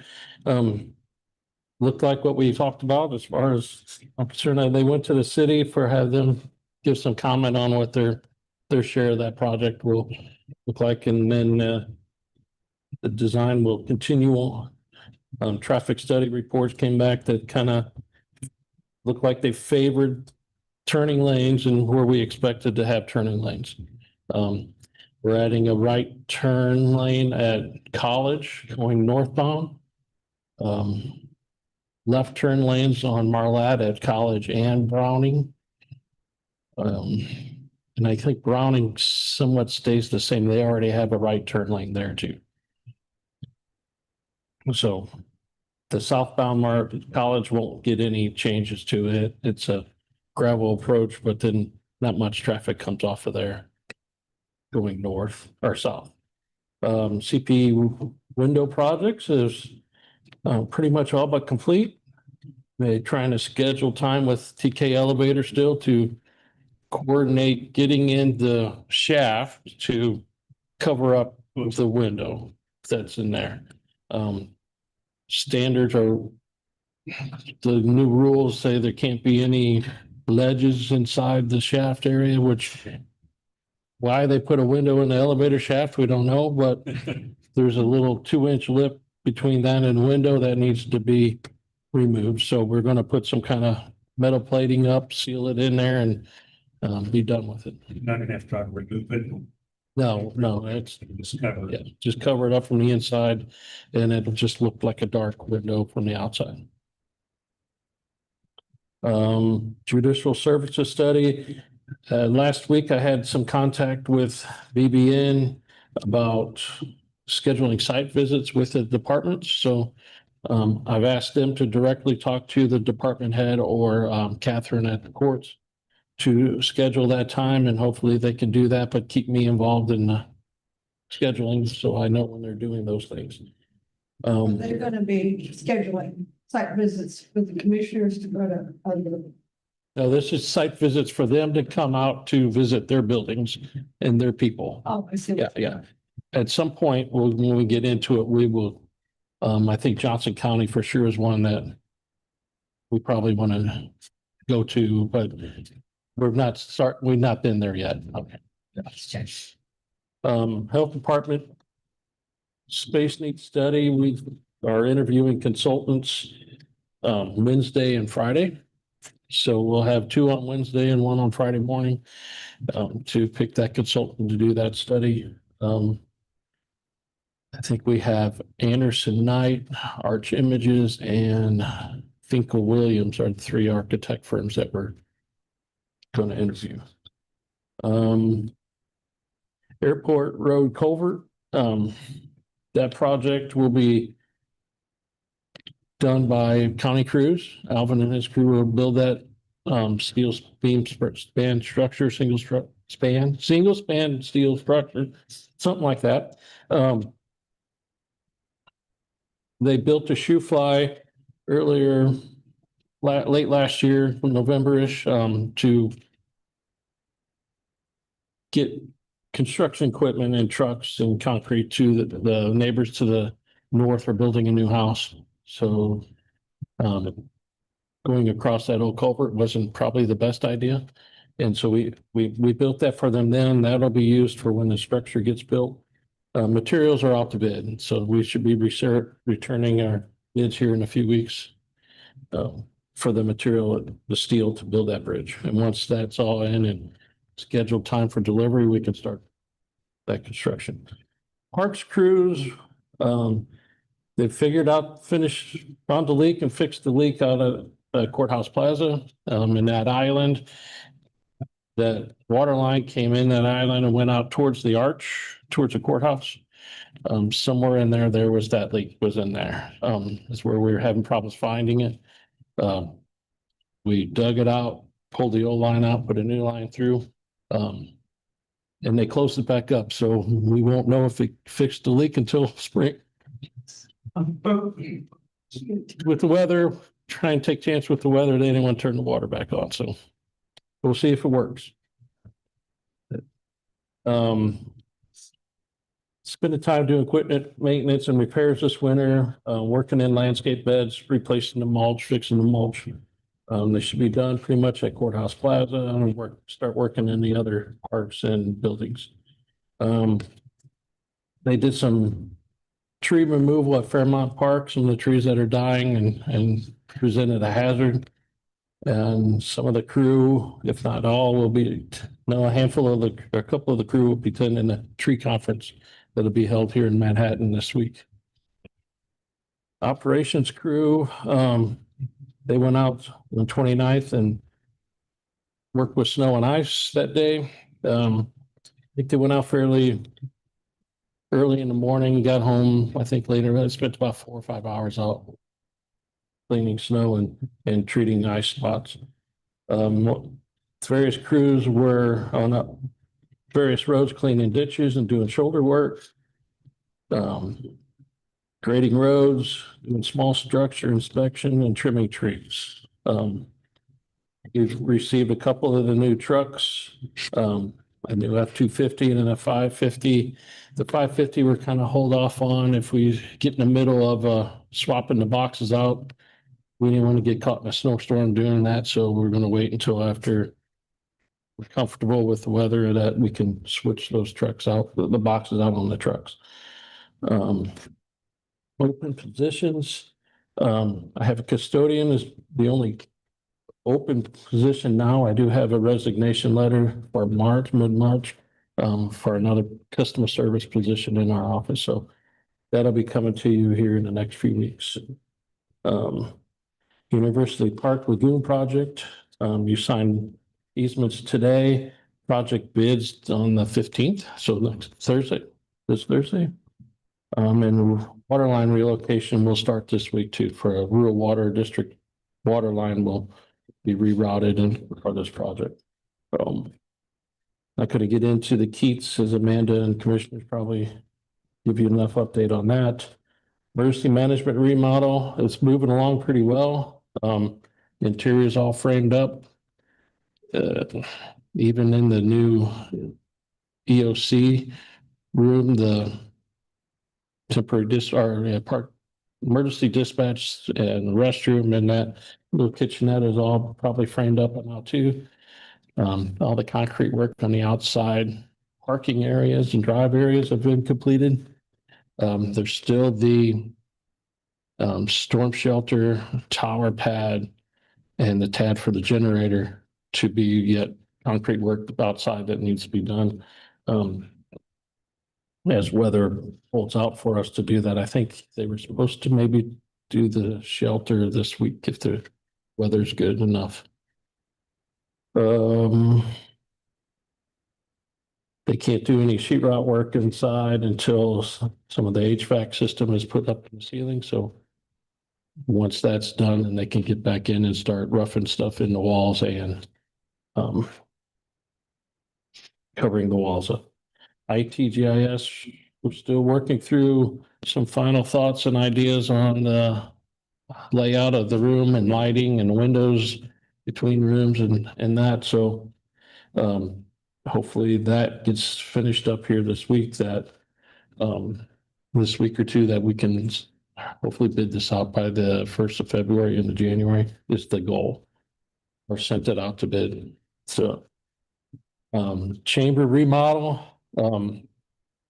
If you haven't been in there, it looks quite a bit different.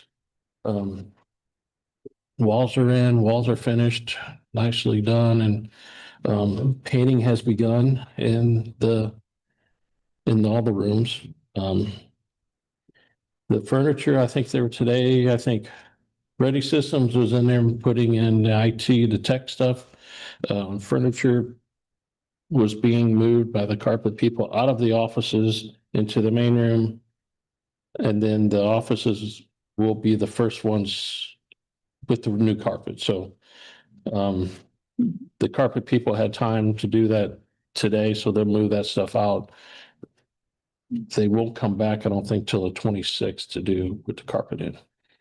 And then once they're done in the offices, they'll move the furniture back in and they could demo carpet and stuff out in the big room and do that.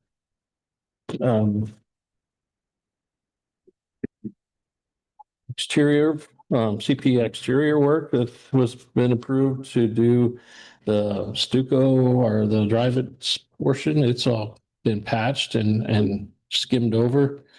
I think next would be the painting of that portion of that. And then I think this week, the restoration and waterproofing is coming in to do the sealing of the vertical joints in the brickwork. So we should be seeing some of that done here pretty soon, finished up. So interview, judicial centers, transfer station, getting ready for the floor replacement project. Evan's going to come back to you talking about a temporary dump site. So we can keep the transfer station open while we're doing that. I think the other neighboring transfer stations were worried about the amount of trash that we take that they won't be able to handle. And KDHE was worried about that also. However, doing this kind of cost us maybe to keep it open.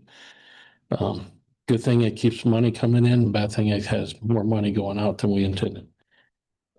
The bid that should start. I think that project is scheduled to start in March. So we got a couple months left to get ready to prepare the haulers and the public for that. Stormwater management plan, that's another thing where KDHE requirement, or actually it's a federal requirement from the EPA on stormwater control and what goes into the streams. We've been needing a resolution for enforcement. And so also we'll have a resolution for the plan. Will come to you in a couple of meetings to review and explain to you before you assign the resolutions. So Evan's got those coming to you too. So that is all I have on my list. I did one more, the corridor study, Highway 24 corridor management plan study. We got our joint agreement from KDOT, and it's with KDOT, Pot County, Manhattan, and Riley County. Pot County signed theirs portion today. I think the city, the 20th, maybe is when it goes on their agenda. And I don't know, you said something about Thursday. So that explains that we are doing a 75-25 split with KDOT on $1,001,001 project. The odd number, but that's in our portion would be the joint portion will be 250,000. And it has City Manhattan, Riley County is 115,000 and Pot County is like 18,000. But I think part of that was the agreement that the governing bodies had agreed to do also the bridge secondary crossing project too, which was separate from what KDOT. So that's fine.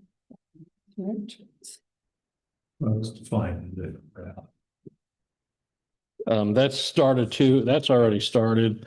And I've not seen much. We do have a meeting with Jared here in a couple of weeks to Benish to discuss that, as well as a kickoff meeting with Benish and KDOT for the corridor study project too. So those will be, I'll be learning more about what's going on and update on those here the next week too. And so the city county, that's the corridors. We probably mostly as it goes for RCP. I know that was on the agenda for the city. Okay. I'll make sure I'm there. Yeah. So if you have any questions for me. Hey, Ned. I was Thursday that Okay. It's this Thursday. Yeah, that's why I see on the calendar. You double check. I have it. I don't have it. It's on the 15th, right? That's what I show. Yep, it is.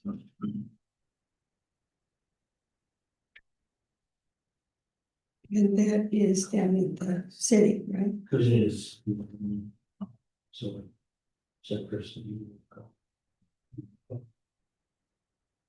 No.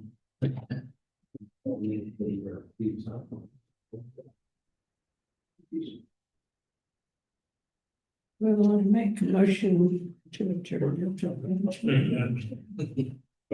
Oh, it needs to I have. got something. After the county. Do you have anything else? No. I moved to adjourn after the county officials luncheon. I would second that. So moved and seconded to adjourn the Riley County Commission meeting from January 12th after the county selection. Favor? Aye.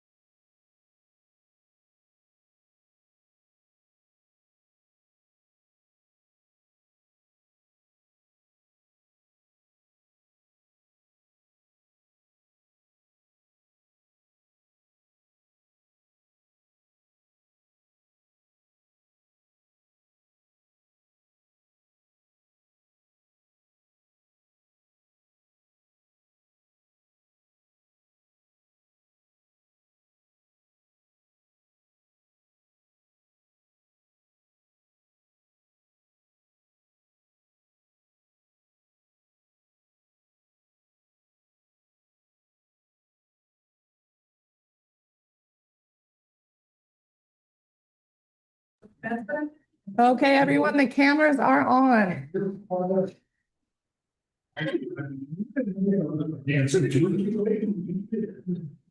Yeah, remember your choreography. Michael, I haven't put on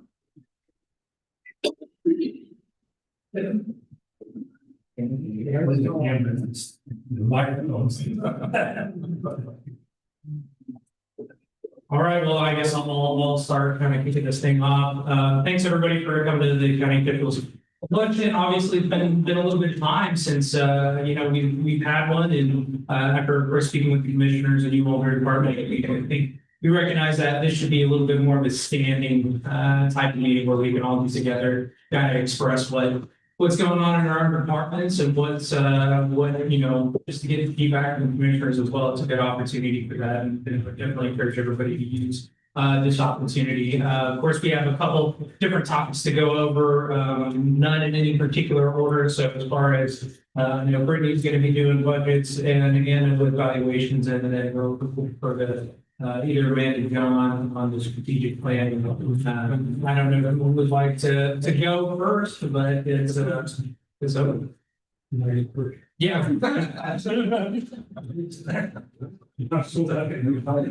right. No, well, that's not. Yeah, I think this was right. Throw something at it. Yeah, I can.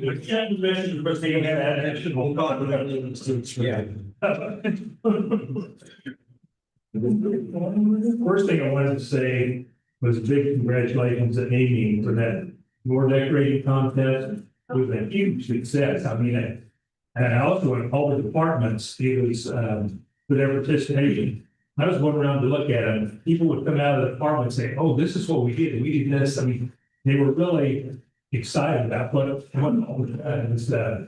Obviously, it really brought departments together that they really got into it. It's impressive. And the two commissioners missed out on a lot. And I'm doing it because it was fun. I got to talk to a lot of people that I rarely see. It was a lot of fun. And the other thing I was going to, what you brought up, county officials meeting. I think we need to, we didn't say reportedly, but we only have, there's something going on. Even if there isn't something in time. And I don't know how often quarterly now, that look at the neighbors, anyone, you guys discuss. If you're doing it more often, or. I think it should work for everyone, but I think the consensus generally was quarterly, but I think people were all having them as they came. We want to do more often. I don't think there was a hard stance. But at least quarterly, there's not set topic. Just get together. Greg, I think some department heads, when it can happen, potentially monthly, that's, what we followed. No. I wouldn't mind monthly personally. I think that's. I think every other month. Or even every other one. I think every other month definitely be better that way. I mean, as far as I'm on the agenda today, but I don't have a lot of information to bring to you besides, but in another month, I'm gonna have a lot of information to bring to you. So for me and my department, every other month minimally would be good information to kind of keep people informed of. I mean. Yeah. Every other month sound good to everybody? Yeah, we discussed trying to, what were some standing topics that could always be on there that we could touch bases on. But then in part of the meeting, as there was discussions we were having, that would be, well, that might be good to bring to the next county officials luncheon, and then that department or person might then present and talk about that. I suppose having a formal presentation and one for commission meeting, and something, we would love to this and need that. But certainly go on. It could be more useful to have, this to take it more. And another thing that was brought up very important, and I think it was Richard, but maybe doing more to fill time if there's something, if there's lack of subjects of like, hey, here's an informational thing, but are, consider. And some of the things that we're doing, just to let everybody know, I guess, certain functions of. Yeah.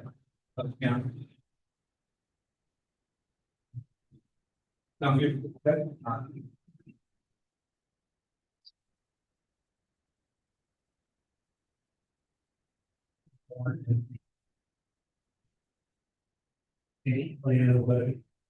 Dave, plan? Oh, you want to go? I have a lot to do, so I'm just figuring I'd get myself out of the way here. Really, we're in the process of shutting down. As you heard in my staff updates regularly. Right now, and towards the end of this year, we're sitting at 93%. That means that in relation to what they're selling for, we're 7% below what they're selling for on the middle. So that means that below that, there's a lot more that we're even lower. And what does that mean? That means nobody applies to here, but values are going up. Market is reflecting values going up. It doesn't mean everybody's going up 7%. Like I said, we're just now getting to start setting some values, but I'm just sharing that additional information with you. I think it's important. Additionally, on the legislative side of things, talked a bit about it and sent out emails regarding their latest proposal. The impact. Just I took a quick look at 22's valuation, and our assessed value of 2022 was $684,573,487 ish. Our assessed value in 2025 is $822,223,717. Okay, there is a significant difference between 22 and 25. If they use the cap for 27 valuation at 3% to 2022's value, and that's the value for 2027, the assessed valuation loss is astronomical. I mean, the difference right now between 22 and 27 in assessed value, $37,650,230. That's an assessed value. I mean, that's $5 million plus tax dollars, essentially. That would be reduced to like 780,000. This is just some quick number differences. This would have a detrimental impact on local tax authorities. And it's going to have the opposite effect of what they intend to. They're intending to try to help the taxpayers. What they're going to do is basically a group that's currently an equitable system, ensuring $150,000 house paying tax on $150,000 and a $750,000 house paying taxes on $750,000 house. What they're going to do is some people with the $750,000 house are going to pay taxes on $750,000, while other people will revert back to what the value was in 22, which might have been $550,000. And so essentially an unbalanced, inequitable system that's going to be very difficult to manage in the long run. Like I said, the very opposite effect. It's going to help some, and that burden is then going to shift to those that are right at the market value. So it is scary time when you're trying to think about the public and how this would impact them. Yeah, they're hurting. The taxes keep climbing. It's not the appraisals that are the issue though. It's the exemptions. It's the exemption. I mean, that's a big piece of it. 40%, as you heard me say, 40% of our value is exempt. And the more they exempt, so they just got rid of all the watercraft and all the trailers and on and on and on. Well, that money has to come from somewhere else. So where does it come from? Residential, commercial, farmers. That's where that burden shifts to. And so doing the most I can to educate, and we'll continue to take use opportunities. Vivian's presented a new one that I will probably be participating in, just to try to help the public understand it's not the appraisals that are the issue. It comes down to the taxes piece of it. By keeping it at market or ensuring equity. It's not perfect, but it's still far more equitable than a lot of the different suggestions out there. There was some suggestions brought up about, maybe there's a fee, like with so much exemption, maybe all the exempt properties have a fee schedule that they have to pay so much because they still use services, exempt or not, they still use services. Some a lot more services than others, not exempt. And so There's a lot of different kind of proposals out there getting thrown out there, and hopefully our legislation will open their eyes and just see. But so far it falls on deaf ears. Really, as you're trying to explain that they're missing the important pieces of it. So yes, values, we're in the process. If we're gonna do every other month, I would definitely say, March, you will have a much better picture of valuation in Riley County, and we just kind of go from there. But Well, no, yeah, legislation, but legislation may gonna be the official, so. But lowering the valuation of everybody doesn't change the taxes, you still gotta pay the debt, so the food and mill levy will just have to go up. Most people still be paying the same amount of taxes, but the valuation If stays the it, same. And not, but some are off, but by and large, this how much taxes, that's what it is. the tax dollars still have to be collected, but if they revert to this current proposal, it's gonna create a level of inequity. You're gonna have Yeah. portions paying and other portions. I mean, just what the market's done in the last 3 years, that is going to really create inequity. And then we would have to go back over the last 5 years and determine, okay, this one could go up because they had some new construction, this one can't. Sales no longer have an impact on the valuation, but new construction and certainly will be allowed. So like their muddy definitions of what's allowed and what's not. We have to look at all 24,000 parcels in Riley County. 5 years of changes and see, okay, that's allowed, that's not, that's allowed, that's not. And we have to manage that every year. Okay, this one can, this one can't. It's not logical, it's not even feasible, but it's a great idea. Would you still have to be? Yeah, I mean, You still have to do the true evaluation Yeah. a year. My understanding would be yes. Now, Okay, even though they wouldn't use it, but Yeah. it'd still be there. There. It's there. So those people who are at market. To show how that, how. So you look in a neighborhood and you could have some people at 250,000 while everyone else is at 354.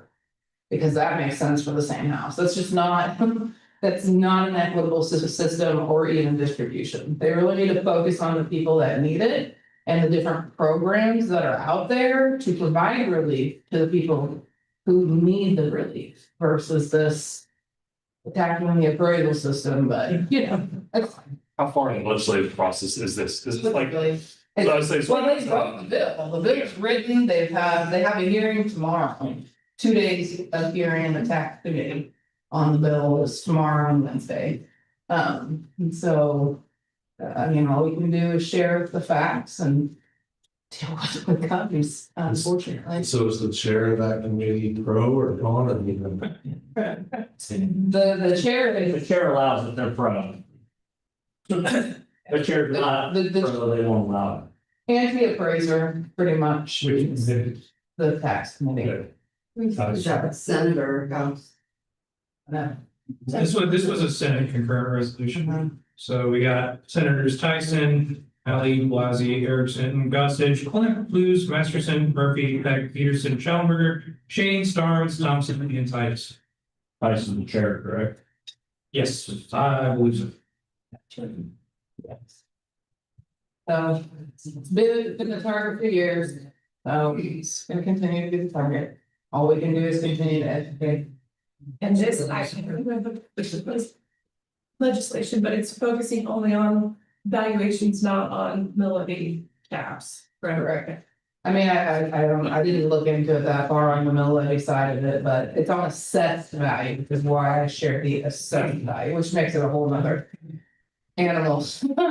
Is the appraised and the assessment based on the appraised, essentially. Hold on. Yeah, and what they've submitted right now too is just a proposition.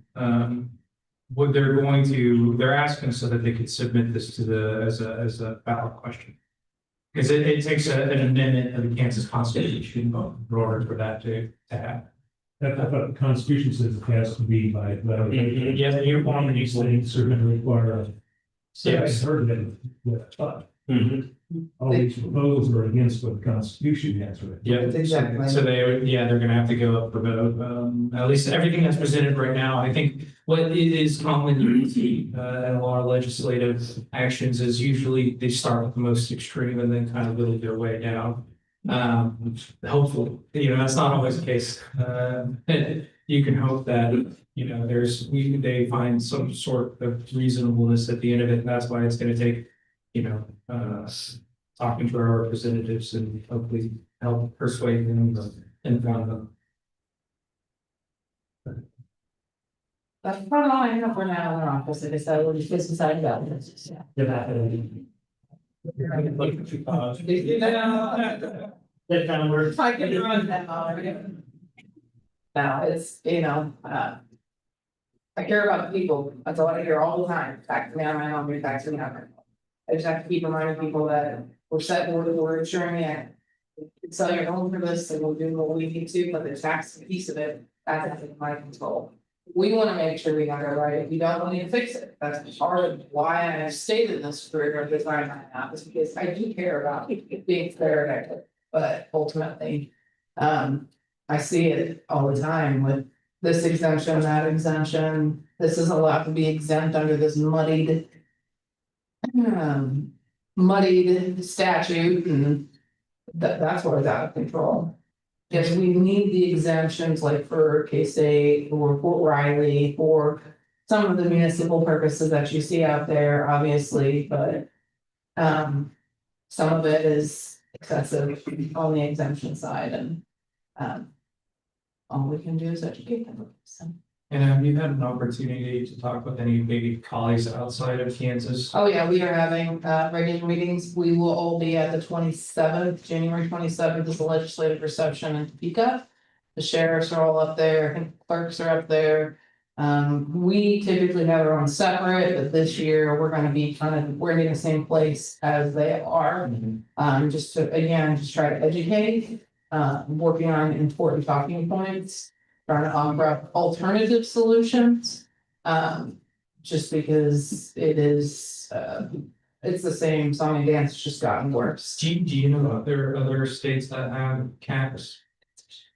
Like this, or I was- Yeah, there are other states with caps, but I can't speak to like the details of all of it. It's a dangerous road to go down with caps, just in the valuation side. Now, if you're looking at mill levies and the tax side of it, that's a different story, but as far as our valuation system in Kansas is, there's checks and balances, if we're not doing a good job, our ratios would show that. The 105 counties in the state of Kansas, 105 counties are below that threshold, the range we're supposed to be in. So overall, we're setting the values that are being set are overall lower than what they're actually selling for. So if we're doing such a bad job, why aren't more counties overvaluing in relation to undervaluing as a whole? And that's really one of the big misconceptions of. Yeah, Is that the low threshold percentage still at 91%? it's 90 to 110, 90, Okay. yeah, 90 is the bottom end of it, and we're sitting at 93. 95 is not the sweet spot, and that's really where you like to be. I think the last 2 years we were kind of in there. When I first came in, it was at 88. And then up to the 95, and then back in the 93. So, when you say raise values, I don't like to raise values. I don't like having, hundreds and hundreds of people in my office about their values. At the same time, though, it's my responsibility to keep following the market and try to ensure that equitable distribution. So, and do what we have to do. As conservatively as we can be. That's what we try to do, err on that cautious side, and So most of the associations, League of Municipality, KC, all firmly against the. they're, in a lot of cases, especially like with BAC, they're gonna remain neutral at some level at this point. From what I've gathered, there's gonna be kind of a neutral, they'll submit testimony, raising the concerns, but overall, more of a neutral stance, which is unfortunate. Yeah. What's the reason? Different jurisdictions, different jurisdictions within organization as a whole. I'm not an attorney, I can't speak to it, honestly, I think if you really look at it, it's a tragic step to go. Will it go right back into appraisal? I don't even know that we'd be, if they go down that route, it wouldn't even be a year later and everybody would be screaming. Because my neighbor's paying taxes on this and I'm paying taxes on that and the appeal system, it'll be, I'll be honest, it'll be a nightmare. So hopefully, I think some pieces of it might fall out, I don't know. Hopefully somebody actually looks at the data and. There might be a lot of education if it does go to a vote of people, because if they just market it as, we're lowering your value, so we're gonna save you money, people are gonna vote for it, and so there has to be that education piece to know that that's not the case. It's gonna help the opposite of who they intend to help, because a lot of those properties are gonna already be at market. And then those portions where we've seen like that 20 to 30% in the last, 3 years. A lot of those are those higher end homes too, they're gonna come back down. But then everybody else is gonna be on market. Because the lower value ones haven't gone up. Not as much. Like the higher values of ones. It's kind of the mid-range, what was the $200,000 house years ago is now in the higher twos, and what was the mid to high twos is climbed, but then so is the others. I mean, and so it's, in the end, it's gonna benefit a certain portion. Whereas the rest of them, it's gonna hurt them more, because they're always gonna be at market. 3% or 2% is cap, they're always gonna go up that. Well, these guys, they're selling for $750,000, but our value in 22 may have been $580. Well, 3% up and 3% up, we're never gonna get there. So that first year it's established, everyone's gonna go back to 22 plus 3%, unless certain criteria is met, certain types of construction. And the ones, They'll define it. the ones that go up are the new sales? No, No? not even just because it's sold. It has to have been related to construction of some sort, and they haven't clearly defined that. It'll be defined. The new houses would be at their. Part of it, potentially. Just I don't know. So they're the ones. Sometimes they start though in 1 year and they finish it in another year, so are they gonna tie their hands because of the partial construction? It's all about how they write that additional guidance and legislation, which is stated. Can be defined now. So even when it's sold at a market price, it Yeah. stays at 2022 value. Plus 3%. So- And then I think it's 3% per year. What happens to like if you were gonna take out a loan to do. Well, see, that's where the. What is your value, then what is this, your equity based on? That's a really good question, because the mortgage companies and the banks and everybody else is gonna be like, I don't know what to do with this. Not that they should be using the county appraised value for decision making, but when you see the equity, people are gonna start having some challenges when it comes to even selling homes. Like this one's 500, this one's 700, they're right next to each other and they look the same. I don't know how a mortgage company is gonna handle that. Are some of those gonna come down? I can't answer that, but ultimately, some other appraisal related friends, they said that this is gonna mess up their equity in their home substantially. Because, they do utilize the data we have. Again, I don't have a crystal ball, I can't say. I don't know the answers, but ultimately, it's gonna be a very messy system. And maintaining it and knowing who can go up when and. Yeah. Just hoping for the not. Sorry, I thought that was gonna be quicker than it was. Yeah, and that, days on the actual day. Topics for the next meeting. But I don't want to put me on the agenda for the next one. You don't get a start. I won't start it, that's fine. I'll be-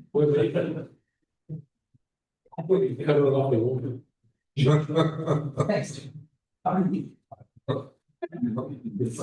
Got driver's told for some years. Alright, next. The plan, John, we got So- around to. I have handed out or sent around something I put together on where I think or what I remember doing and have done, it's okay. So I probably missed something or left something out of what they've done. Well, I've been hearing, we going back to what projects have been completed. So I said, since I've been around, we started and completed the EMS station in Leonardville, the headquarters station over here next door. The fires put in a couple, three, actually put in 2 new fire stations and remodeled one. And so I got one in there twice. Elections, we did the remodel upstairs in the CPD for them, kind of opening up space in the clerk's office. And, well, we did some work in the storage room where all the voting machines are downstairs in the basement. We kind of opened it up and,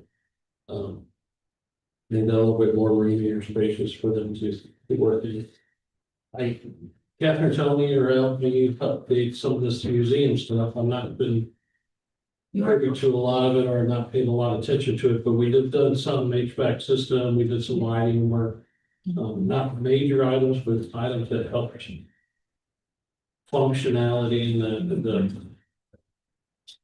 of the museum. And you did do your new exhibit space, so there's probably more. I meant to get with you, but then ran out of time. You're accurate with what's on. And then I think part of our strategic plan was to look at private donations or with the historic society on new location or new building and new something there. And part of our plan too was to look at as buildings come open, which ones might work. Courthouse being one of them that I think was mentioned as museum space. If and when the judicial center comes. Current projects, quite a list. Fire is being remodeled as we speak. Work is progressing along pretty well. First of June deadline to move in. We're working on design right now of the old emergency management fire space at the CPE for IT and GIS. Put together some final wants and needs in the building or that room for them. And hopefully I put the bid February. I think the goal at the end of this month, but we'll see where bids go out and probably open bids in February. Judicial Center kind of got a slow start, slower than we expected. I expected. They are supposed to be reaching out to you guys about setting up site visit to come look and talk to you about your space and needs, and that at least that's what emails last week asking who to contact. So I gave them all 3 of your contacts to and asked them to keep me in the loop or only as they go out. Health department needs assessment that we're still in consultant selection. The holidays kind of got in the way of doing that a little bit sooner, but we're interviewing 3 firms Wednesday, 2 Wednesday morning and 1 Friday morning. And then we'll have that consultant be able to hopefully in the next month or so start their process. Mission chambers being remodeled, updated, putting in new paint, ceiling tiles, lights, fans, carpet, and the new technology going in there. We kind of left, I know we did a little bit of changing to walls. We added some walls where the columns were, closing them off, leaving two holes in there to get through. We'll move the commission to the northeast corner of the building, with their back facing that northeast corner. And they'll be facing out of the room that's compared to where they are now. They'll get new furniture, new desk, new podium, new seat, new chairs for the audience. And then new carpet all the way through commission, down the halls in each offices. We'll get good carpet. And then as a side job to all of that, especially since the windows was one in, the window problem. See, to help prevent or help make sure we don't have any more water intrusion for rooms like your storage rooms and the wall below the windows in the commission chamber. Opening the windows would take care of all that, but in case there was some damage to the stucco driveway wall.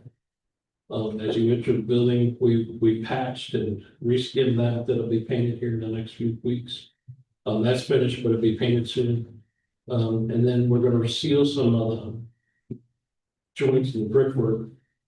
There's some vertical joints that run all the way from bottom to top that we're gonna seal just in the yellow brick around the east end of the building.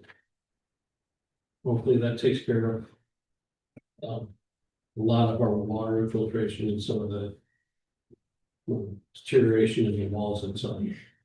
So that should happen. Hopefully that's done in the next couple of weeks. So once those have started, I didn't go in a little further. The future projects that the way I understand the plan is that the appraisers will expand into the IT space. Move them file cabinets to file storage into a secure room. And as IT moves out, still the judicial service building is. Once the assessment's done, we'll have some design and then we'll start working on, or probably now at various times, kind of getting a head start on the funding and the needs for the funding and the needs for the project to move it along. Health Department, FCRC, the study will show what we can and can't do. The idea, I think, is mainly to see if we can't get the whole department into one building or the other.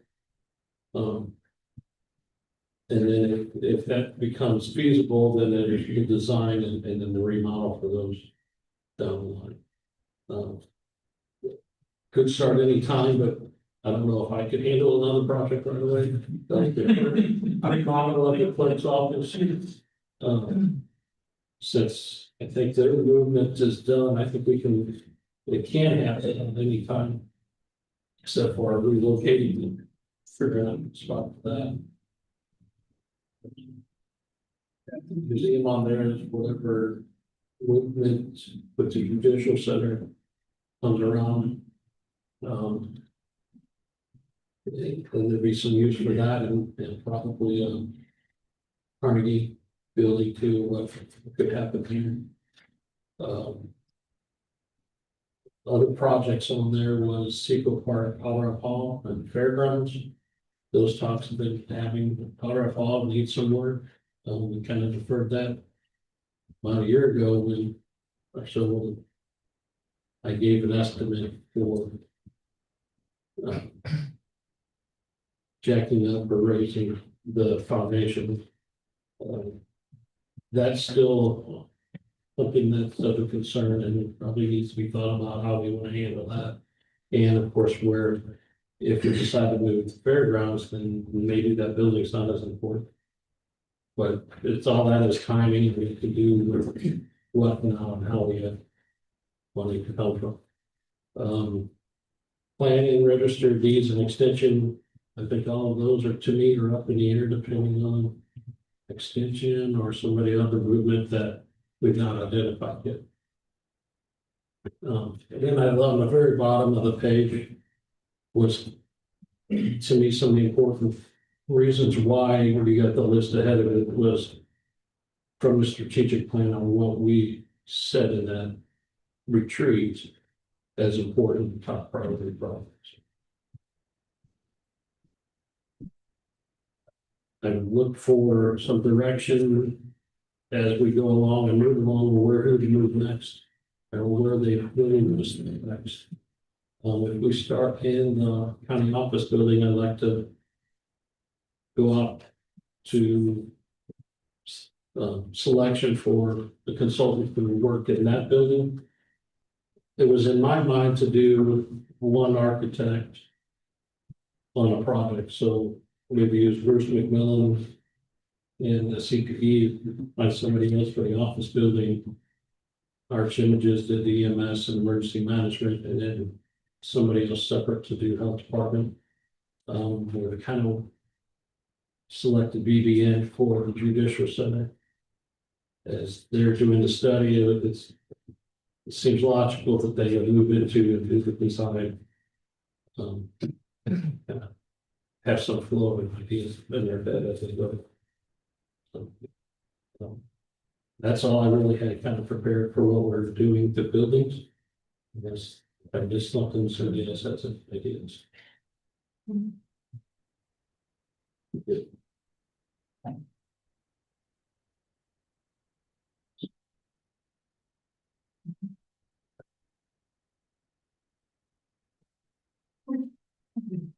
More.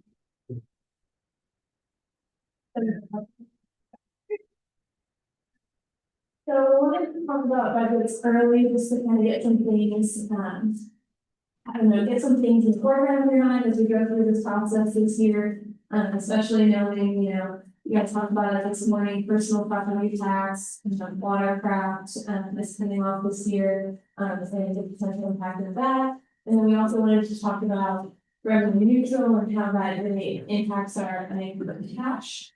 So I'll start with the packet that I handed out to all of you. So the first few slides I received from KC, from Scott Lloyd. I don't know if any of you have went to his trainings before, but he has a Lloyd group and they're like a financial advisor. And so most of you know the revenue neutral rate locks nominal property tax revenues to prior year levels. So when we're looking at revenue neutral, we get that assessed valuation and everything from the county clerk's office. Joe in our office provides that information to us and tells us what the revenue neutral rate is based on prior year's property tax revenues. And then we use that to work out our budget. The next slide on here talks about inflation since 2020 with a cumulative US CPI of about 22.4%, which is crazy to think about. I mean, I know Elizabeth and I always look at, year to year. Don't necessarily look at the cumulative over, 5 years. And most of you know that in 2022 we had 8%. So that was a lot, as well as local costs around to 35% for construction and labor, which we generally see more when a job has projects and things like that. Everything is front and back too. So it's big paper. So it talks about how R&R leads to reserve drawdowns. So 12% saw a real decline since 2020. And you'll see in these upcoming slides that I have for you that we saw an impact with trying to maintain revenue neutral as well. And then I just saw this image of, inflation is up over the last 6 years, 31.87, R&R relatively stayed flat, and then reserve drawdown goes, yeah. Any thoughts, questions on these? So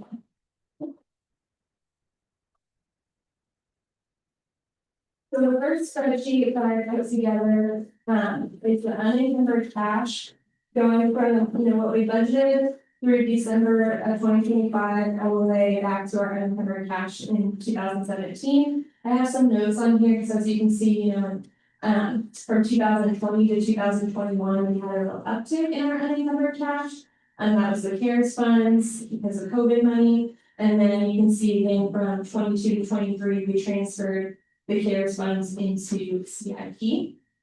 And then from 23 to 24, we had transferred $8 million over into our CIP funds. So that's why there's a huge drop in our unencumbered cash in Anderson County General. Are there any other questions on this page?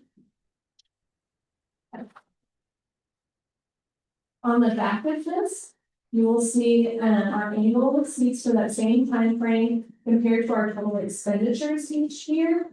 So some of the larger expenditures that we had, receipts that we brought in, you can see again from 2020 to 2021 was the CARES funds and just a gradual increase throughout the years. And then from 24 to 25, it looks like a drop in anticipated revenues in general fund. Any questions on this?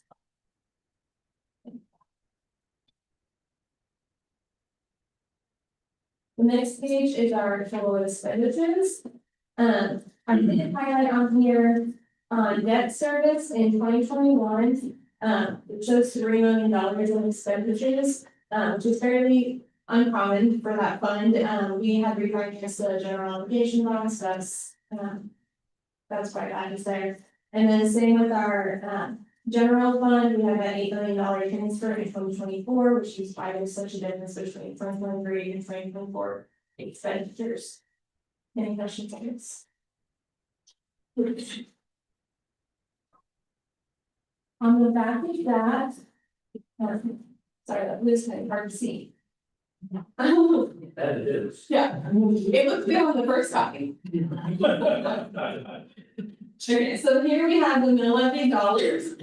So I put in here only the funds, or all the funds that incur mill levy, dollars, so property tax, other things, so we have general, debt service, we haven't put any mills, supervisor interest involved, but county building, health department is another one that could, earn ad valorem taxes, but we have not done that, and then RCPD, of course, as well, so all the way, same time frame again from 2017 through 2025. There's an average on here of 41.359 mils, and then I also have our valuations on here. And then I also put fire districts separately because they are their own taxing entity. Any questions on this one?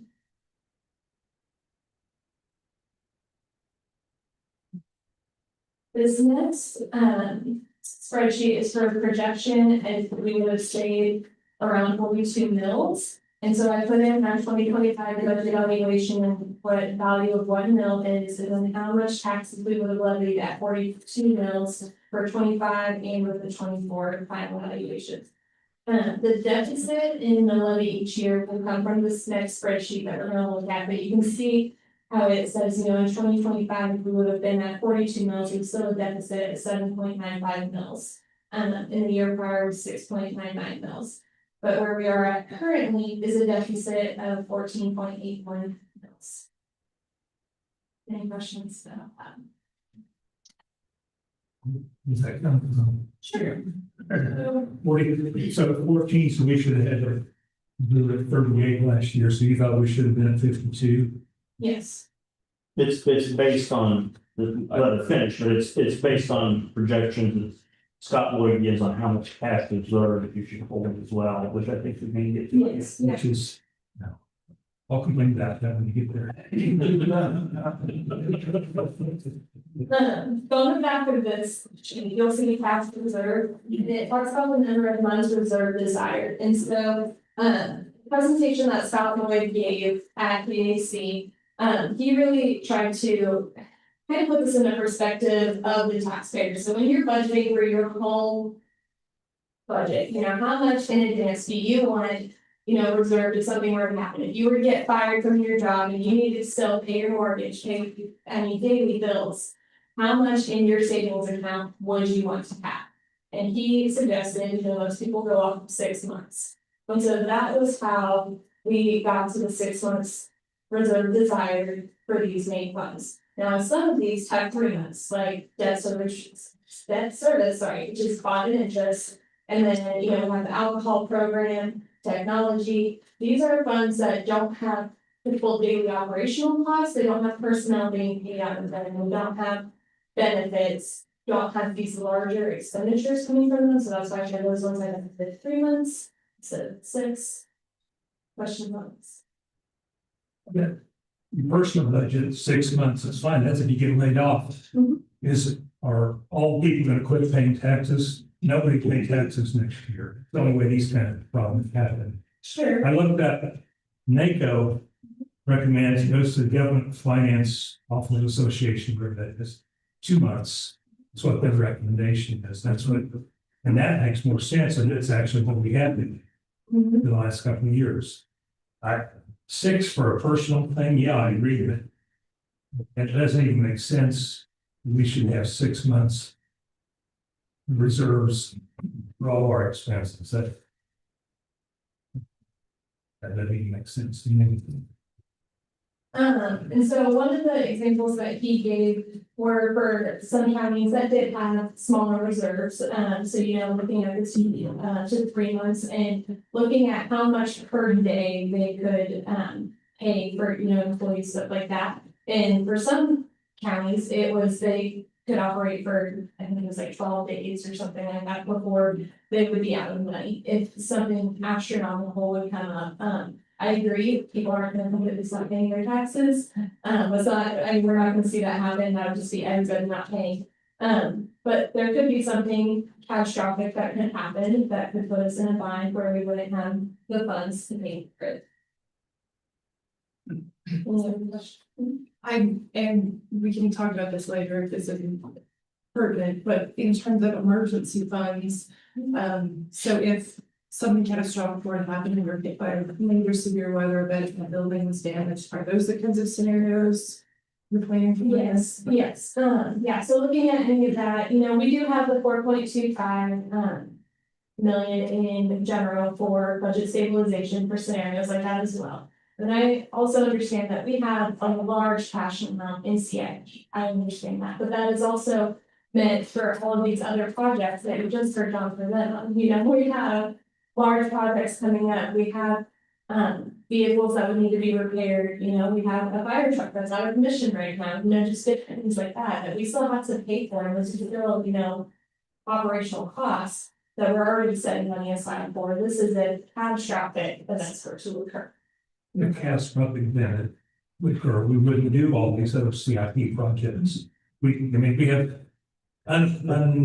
undesignated, we got over $20 million in CIP. Right, and how much of that is gonna go to the strategic thing? So just to play I'm that just, advocate. but if there's an emergency, if everything falls apart, oh, we're still gonna do all of the other things. You quit doing those things, you do whatever the emergency requires. Sure, I think there's some things that we'd still, like, we have vehicles on order, so we would still, you know. That's because we actually have 28 million, but the 8 million is already designated for things we have ordered already years ago. But in reserves, undesignated reserves is still like 20 to 21 million.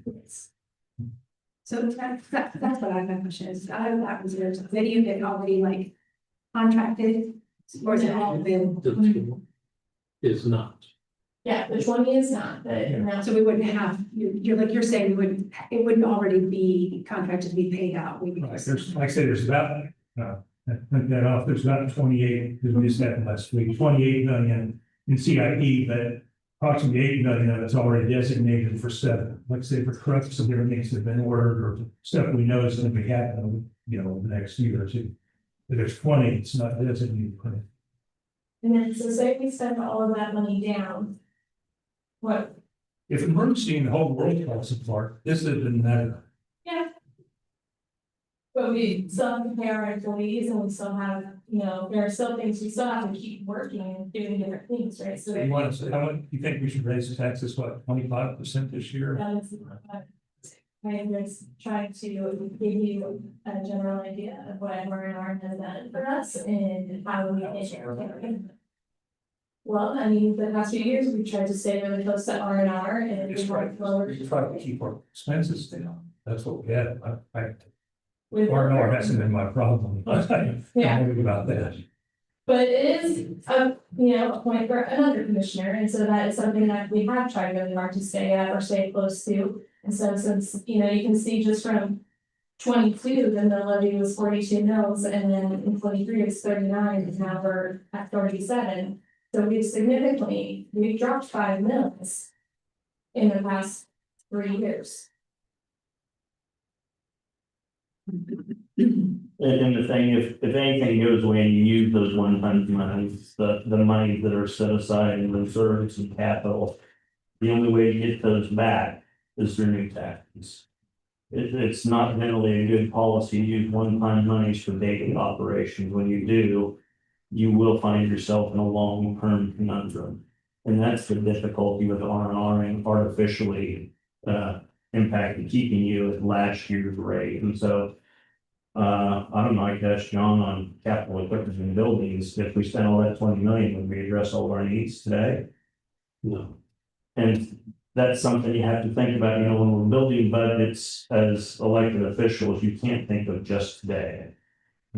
Many previous commissions says as leaders, you need to project past your lifetime. That's really what you need to be projecting. People stop, and I'm not a big one on projections. I hate projecting 5 years, because if you can tell me 5 years, I can retire tomorrow. It's only the right gamble. But we have to think of better improvements for our community beyond our life. Like they did with Seco Park originally, when Seco Park was built. Those county commissioners did that, and they were chastised on end for building that thing so far out in the county where no one would use that thing. You have to think beyond your lifetime. And we, as county commissioners, elected officials, we should make decisions just based on today's needs. It's in building for the future and impacting the community. And our reserves, I would say, need to be somewhat different than personal, sure, because you're not just looking at protecting your family. You're looking at protecting every family in your community. And I worked here when we were at a point when we ran out of liquid cash, and the treasurer at that time, both Shiloh's previous boss and my boss, had to go to the commissioner and said, you've got to stop spending. We had no more liquid cash. And so there can become a situation where things that you can't foresee right now. There was a year, I'm trying to think of the years we're sitting here talking, but county commission, we had to go in and cut $1 million out of the budget. This was probably 15 or 20 years ago because of the legislative decision, might have been taxing it. And things were tense around here because we had to find a way to cut $1 million and no one knew where.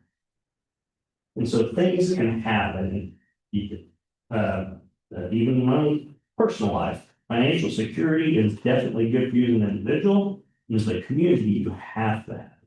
We don't, I was talking to John about roads and bridges and taxes, and he says, I like to tell people, we don't tax you enough to keep your roads in good shape.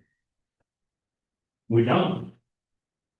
And that's why we have the road and bridge tax and sales tax. The reason we have the road and bridge tax and sales tax, the first one from now, was because county commission didn't budget enough to maintain them on an annual basis. To keep taxes low. So where that fine balancing line is, none of us can predict. We just got to do the best that we can with the best information we can, and that's all we're trying to predict from someone else's standpoint. That he works in contracts with, I don't know how many county and city governments across the state to help them out in this regards. A lot of them get in bad shape is when they call him in. And so this is just his model. You saw the presentation. We were both at the same presentation at KAC, I believe. You didn't go to his? I thought you did, because that's where I got you the standouts you asked me to get for you at KAC that you didn't get a copy of. But anyway, he was there at KAC. I've known Scott Lloyd since early on in my career. He's been in local government forever. He is very passionate about it. And so it's just another tool to consider. But again, 6 months is ridiculous for government. In my opinion. And like I say, national people say 2 months is what we've had.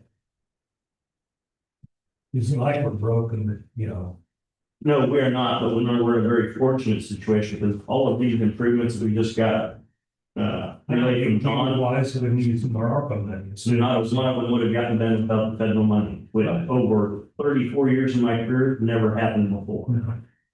But we used it wisely. We didn't cover the immediate expense. Because we did some one-time operational expenses, i.e. the same thing with our reserve we have now. And that's where the city got in trouble. That's why the city's in trouble with this today. Yeah. They used it to pay employees. You don't do that with one-time numbers. Do you have any other questions on that? Did anybody have any other questions on the tax reserve? So what you're talking about, we only have 2 months worth of reserve right now, Right. right? But the advice is to go to 6 months.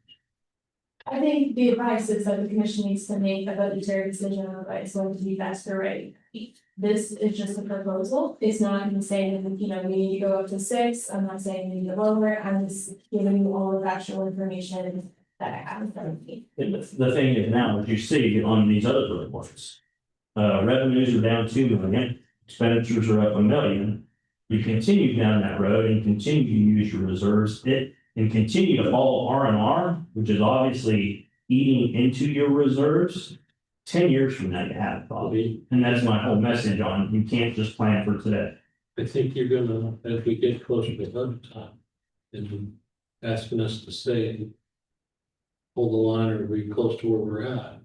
I'm looking at asphalt price increase, I'm looking at gravel increase, I'm looking at paint for striping increases. And that's just the top fuel. I don't know where fuel ever goes, but. Or you just said something about price increases in his last presentation last week. Some of our pricing for. And on top of that, you got interest income going down. Hey, Bridget stole my. Property going down, everything's going down. There's one place they have to go get it. That's ad valorem taxes. I think that's what you're talking about. We took the hit. I don't know what you did. I lost 500,000 on my public works budget when the apple taxes were, the van transfers were being paid. The other thing going up was insurance. Yeah, everything else is going up, but there's everything else is going up. That's what I tell some people that complain. I said, do you think us as local government have a black market where we get everything cheaper than the rest of it? We don't. I don't know if we have a hard stop at 1 o'clock, but I want to be mindful of the time. So, okay. Okay. Anybody that needs to, if you have, so. You want to. Okay. I had to make extra copies of the, so if you have 2 that say Riley County Fire District, or 2 that say Riley County, I'm sorry. I did not anticipate everybody actually showing me. So I have it in our text, but I didn't have it. Yeah, and then I switched, so I just want to make sure everybody's here. So the first one that I have is just based on Riley County. So again, this a lot of the same information that's been on the previous one. It's a small spreadsheet, but it shows you, you know, our valuations, the revenue neutral rate, value of 1 mil, and then tax dollar received for 25 and 26, and then as well as, you know, valuation breakdown for 25, 26. And then have 2024 expenditures, 25 budget expenditures, and 26. And then again, that same, I don't know, big table down at the bottom, and it shows receipts, expenditures, and then the difference between the two, and then the deficit in the levy each year, and then the accumulated deficit, you know, from prior years, adding up to now. And then I have the same one for Riley County Fire District. So. Any questions on any of those? And then the Shiloh and I perhaps, more Shiloh than mine, but, you know, talking about property tax loss, and so we're estimating about $48,000 in property tax revenue loss. You know, the new tax bill, so 31,000 would be property tax, and the other 16,600 would be from watercraft, and so that's something that will definitely make an impact on our budget as well. And you know, maybe it's not a large dollar amount, but you know, so they're not to be made up for taxes as well. And then I know Shadow wants to talk about interest rates as well as same. Yeah, so. We did for 26, we reduced the transfer out of interest that was going to CIP by about $1 million. So we took that and that we included that as interest income for this year. Interest rates are going down, and as we spend more money, like on these bigger projects, we're obviously not going to be earning as much interest because we don't have as much money in the bank. So just keep that in mind that unfortunately, I think that was a one-time hit to our investment income. Also, sales tax dollars are very flat. You know, in my monthly presentations, they're not going up. So I don't anticipate any big increases in sales tax dollars either on when we're presenting budgets this year's budgeted receipts. So just another area to keep in mind as we're moving into this budget season. And then another thing, I don't know if Elizabeth wants to speak to it, but we've been working on personnel budget costs. And so one thing, every year I've been doing an analysis for the past several years, looking back at how much we're spending in benefits. In the past, we've budgeted typically 39.5% for most of our departments. And it has not increased since 2020. That's the last time, we have changed the benefit breakdown. We are looking at increasing them this year, just maybe like a couple percent in general, but there are other funds that we're looking at that are going to be larger than that, and health insurance costs went up 8.32% this year for the employer costs. So that is something that we are looking at as well, and we'll have proposals for you guys for the person. What happened in budgets? Is, Find us one. so.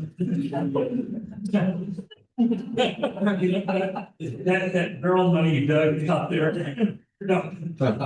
Are some of those city projects that are on TIF and IRBs, are some of those coming off this year? One did, And this is the last year of tip and 5, so. it's not on 26 at all. What? It's not in 26 at all. In 26, Yeah, 26 is not on there. no, But next year, so that'll be next year's taxes.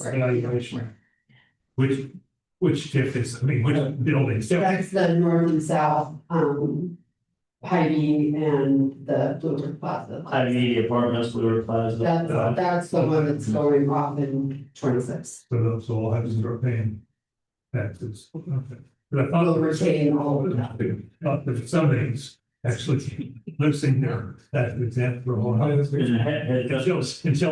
city gives something. Heads up to the commission that they're going to use that at this year's chamber annual meeting as a heavy push on the commission to see how good it is to do that and look at all this great bag coming on. So Yeah, they've before already- more, it's coming. So They are already paying their tax.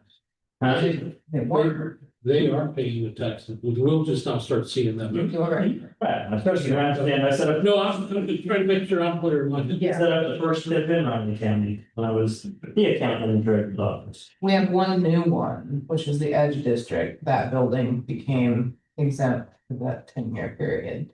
And I think there's more. I think I've seen others. The Edge is a big one. Yeah, the Edge was a big one. And then whatever else typically comes after it's already on the tax roll. But at least some of them are.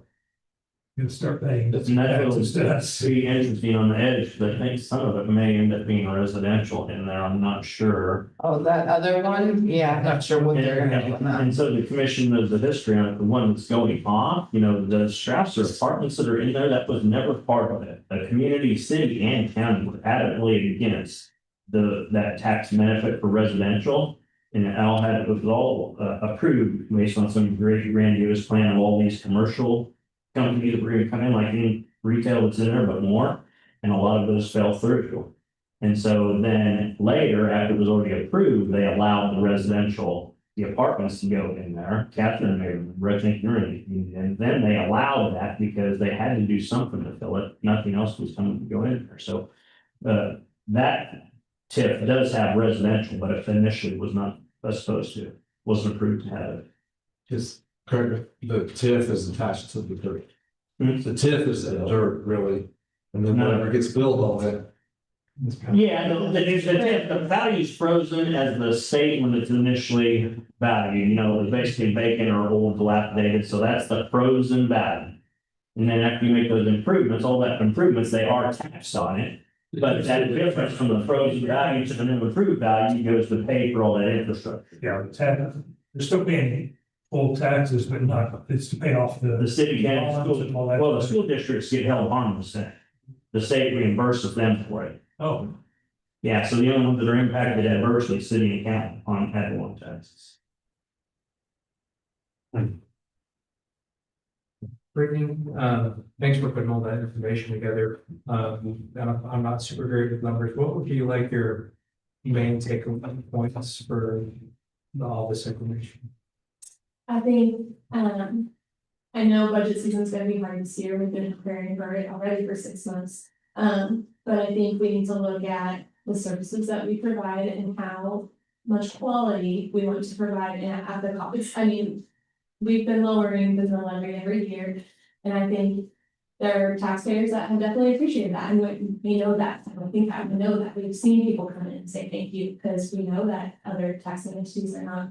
But I think we're putting ourselves in a financial bind. You know, I'm not saying we need to be at to this 52 mills, but I think we need to look at, you know, increasing in 2027. I think the biggest impact is understanding that decisions you make today impact out your budgets as well. And so that's what you gotta think about. So is it that just people need to maybe think about where ways they can cut further like they did this year? Or is that gonna be the best in, or? Is it, I mean, I guess, are we leaning towards that, or what, I guess do the numbers kind of point towards? It's either gonna have to be that or increase the mill rate. Correct, yeah, so we're either gonna have to add services again, or we're gonna have to increase the mill levy, and so I think. Department heads and commissioners have to decide what is most important to them and their budgetary needs for the upcoming future, and then propose. That, and then again, work through the budget process as we do every year. That's really in both, like we all need to be looking at our budgets and we need to be considering the actual costs and. Right.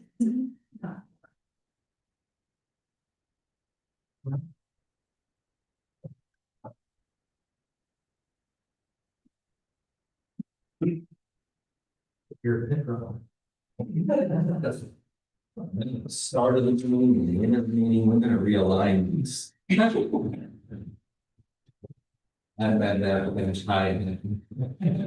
Or we can expect your job, we bring the other team. There you go. It's easy, very fast. It's really nice. Time being considered, you know, you of the website refresh. I have like in the home page that I can show you. I have to log it, so just but I'd like to show you if anybody has time to stay, unless there's something else. You got a 5-minute presentation? I can do that.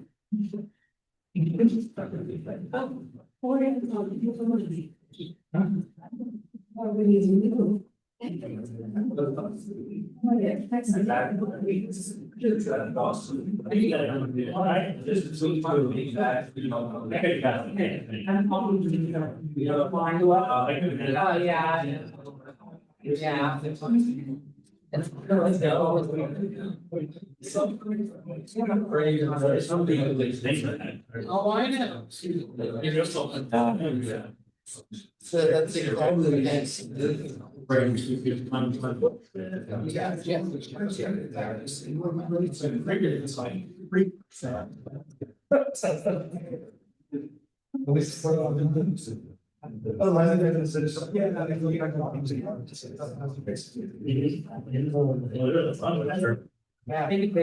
if it'll let me. I didn't do it on it's like, there's. Let me save it as something different. Yeah.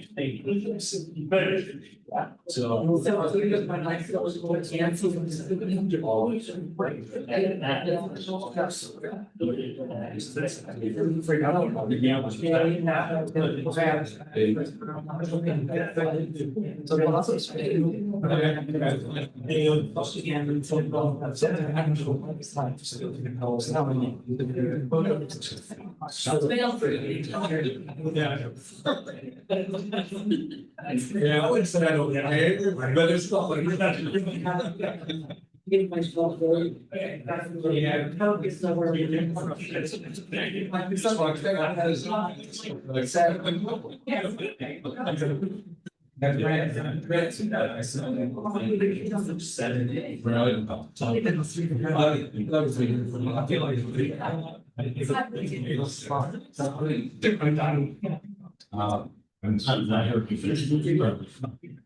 Yeah. Yeah. I just want to be. There'll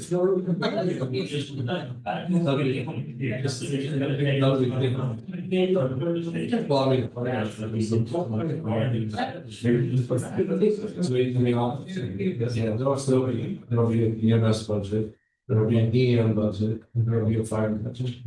Not necessarily, not necessarily.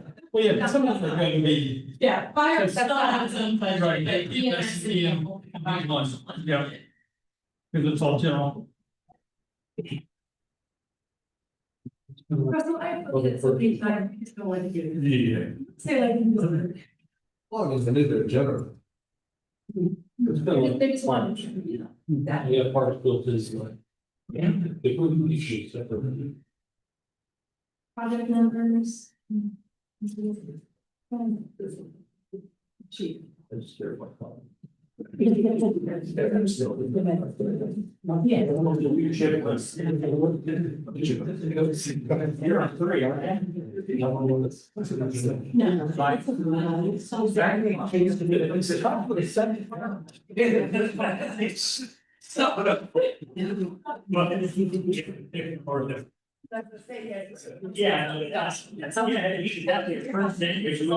I know, the pressure. I can't, how do you do it? I know that. I gotta log into one more thing.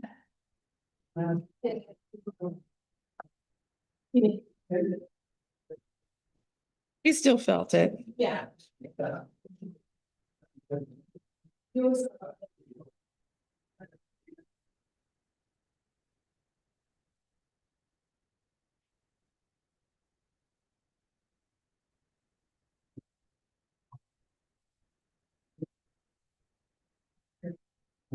This thing with mouse. Yeah, there's the eye. Yeah, I feel like. Uh-huh, okay, all right. This is very similar to here's our current site. You can see we've got the icons there, some more information down below. This is very similar. The menu is still the same. We still have a header image across this top. The search has moved up to the top right. So it's a little bit less intrusive, but in a conventional spot. The icons have changed, but they are the same topics in the same order. I know we didn't want to make change just for the sake of making change. So people who are coming to find online payments will still find online payment right there. We have the addition of these 6 kind of quick link buttons that are easy to change seasonally, or if we have different topics we want to explore. I took things that were common searches and I plunked them on here. Community news and events just has a slightly different look. We're displaying 4 instead of 3. Easy peasy lemon squeezy. The calendar is still the same.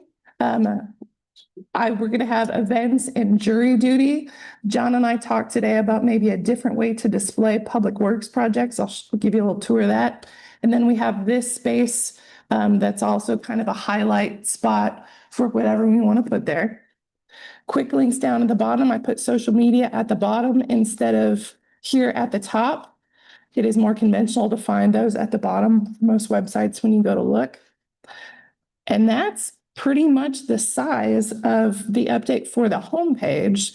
Their interior pages are going to look very similar. Ours currently look better. Yeah, this is just the thing I've got to grab. Extension.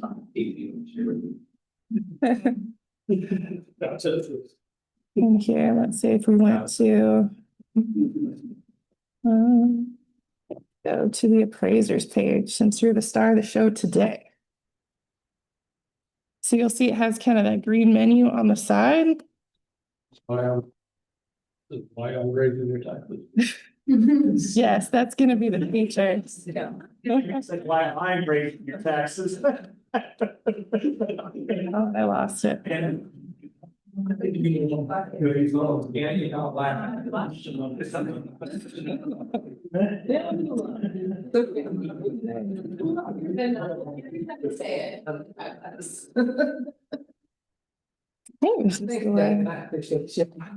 It's not gonna display for me. This is gonna be blue instead, and then the banner will be a little bit different. The menu, you can see there are boxes around each kind of topic section. That's not a huge change, but just a little bit of refresh and modernization. This banner, every time you refresh it, will be a different image, so it just adds a little bit of interest without being intrusive. Does anybody hate, feeling different about it? Good to go? I feel like. Okay, we'll talk after. Can we start all? We can start all over.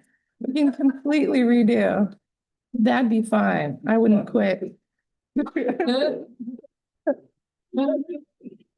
All right, so I think that's about the size of it.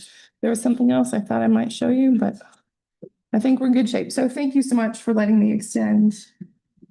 This is a speak now or forever hold your peace kind of a thing. So thank you very much. That needs everyone help on it is you all fix the tea.